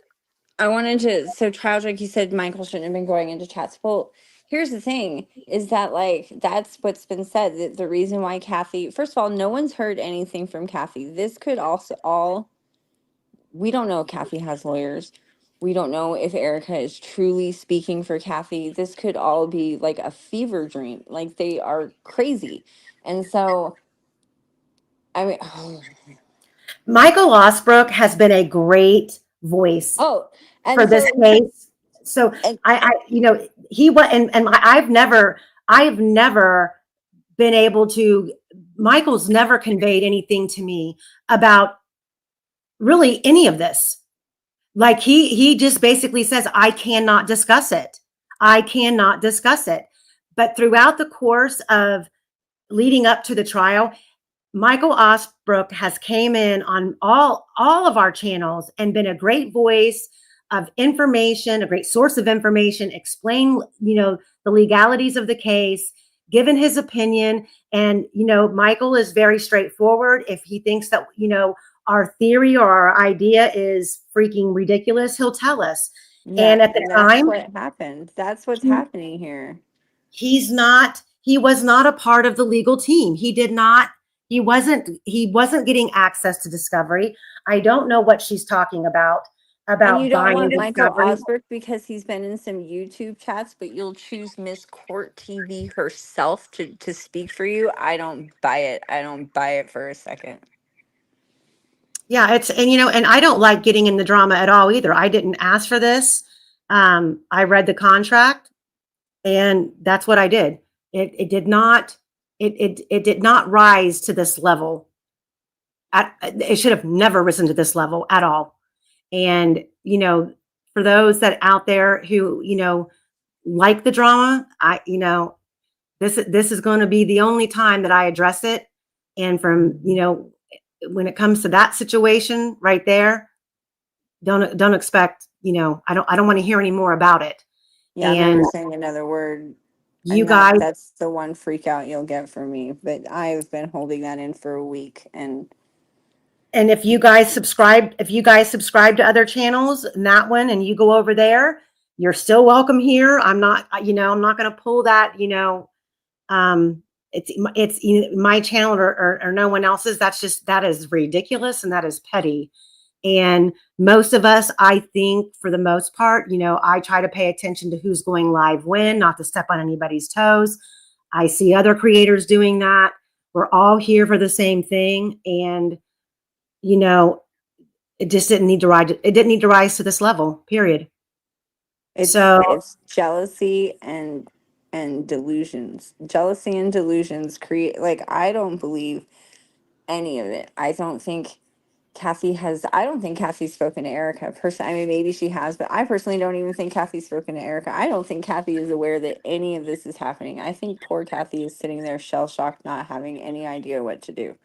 And these people are just vultures circling. And maybe not. Maybe Kathy has the reins. And, like I said last night on Hella's channel, you know, if she's found better lawyers and they're taking over, great.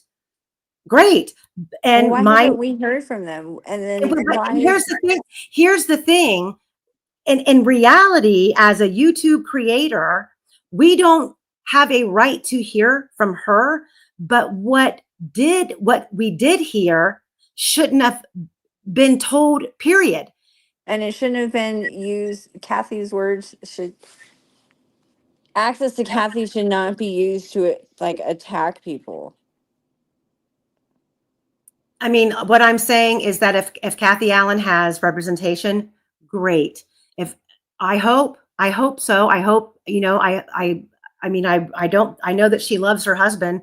We all don't want to see him. We don't want to see anything happen to him. We need to see him back in front of a judge. That's why we're all here. So Kathy needs to know that we're supporting her and her decisions. What we didn't understand was if Kathy has what I didn't, I'll take responsibility. What I didn't understand is if Kathy had representation, why was it not as simple as the offer was made and the response by her representation was, thanks, we got it covered, but no thanks? Why did it go into a Facebook group by one of the private investigators making this kind of a statement when I had heard nothing like this anywhere about a contract? And then Prof is posting the contract. Who gave him the contract? And then you have Christine on Prof's Live saying once, I mean, I sent you that video. Like once they went pro bono, they said that they were pro bono, and then once that they were reinstated, they never had the conversation again. And then they never submitted any invoices for their work product. I haven't seen any of their work product, and all I've really heard them talk about is clearing the tips. And then she was on Prof's Live the other night saying we're still clearing tips. Like who? What? Who told you to clear tips? Like who are you working for? Because you have to be under a lawyer to be a private investigator in Indiana. So where's the lawyer? Like who? What is happening here? Ugh. It just doesn't make any sense, and the information is never good. Like it doesn't. I've never seen any of it check out. So I'm just. Ugh. Well, that's her business. I mean, my opinion is that's her business. That's her, you know, it is their decision, Kathy and Rick's, no one else's. This was just all unnecessary. And they know how this community is, and they know how passionate people are. And, you know, just didn't need to rise to this level. That's it. So let's call it a night, guys. Thanks everybody for being here. Please, on the way out, hit that like button, subscribe. Remember, members only coming up. If I get the word that I have what I need, I will post the link. I'm hoping that I can do that Saturday night. So have a good one, guys. So everyone thank you, knows, Mog. I'm not a patty protector. I don't even know what that means, but that's what he keeps throwing at me. Because I don't hate Becky Patty. I say plenty of disparaging things about Becky Patty. I just can't bring myself to hate her the way everybody else does. It doesn't make me her protector. Protector from what? Like, what am I protecting Becky Patty from? So yeah, that's ridiculous too. You're welcome, guys. Thank you. Be safe. Love you guys. Thank you so much for being here. Hey, no matter what, have a great night. Yeah, no matter what, guys, don't lose the faith, and don't lose the support for the girls or Kathy and Rick, okay? No matter what. All right, guys, good night.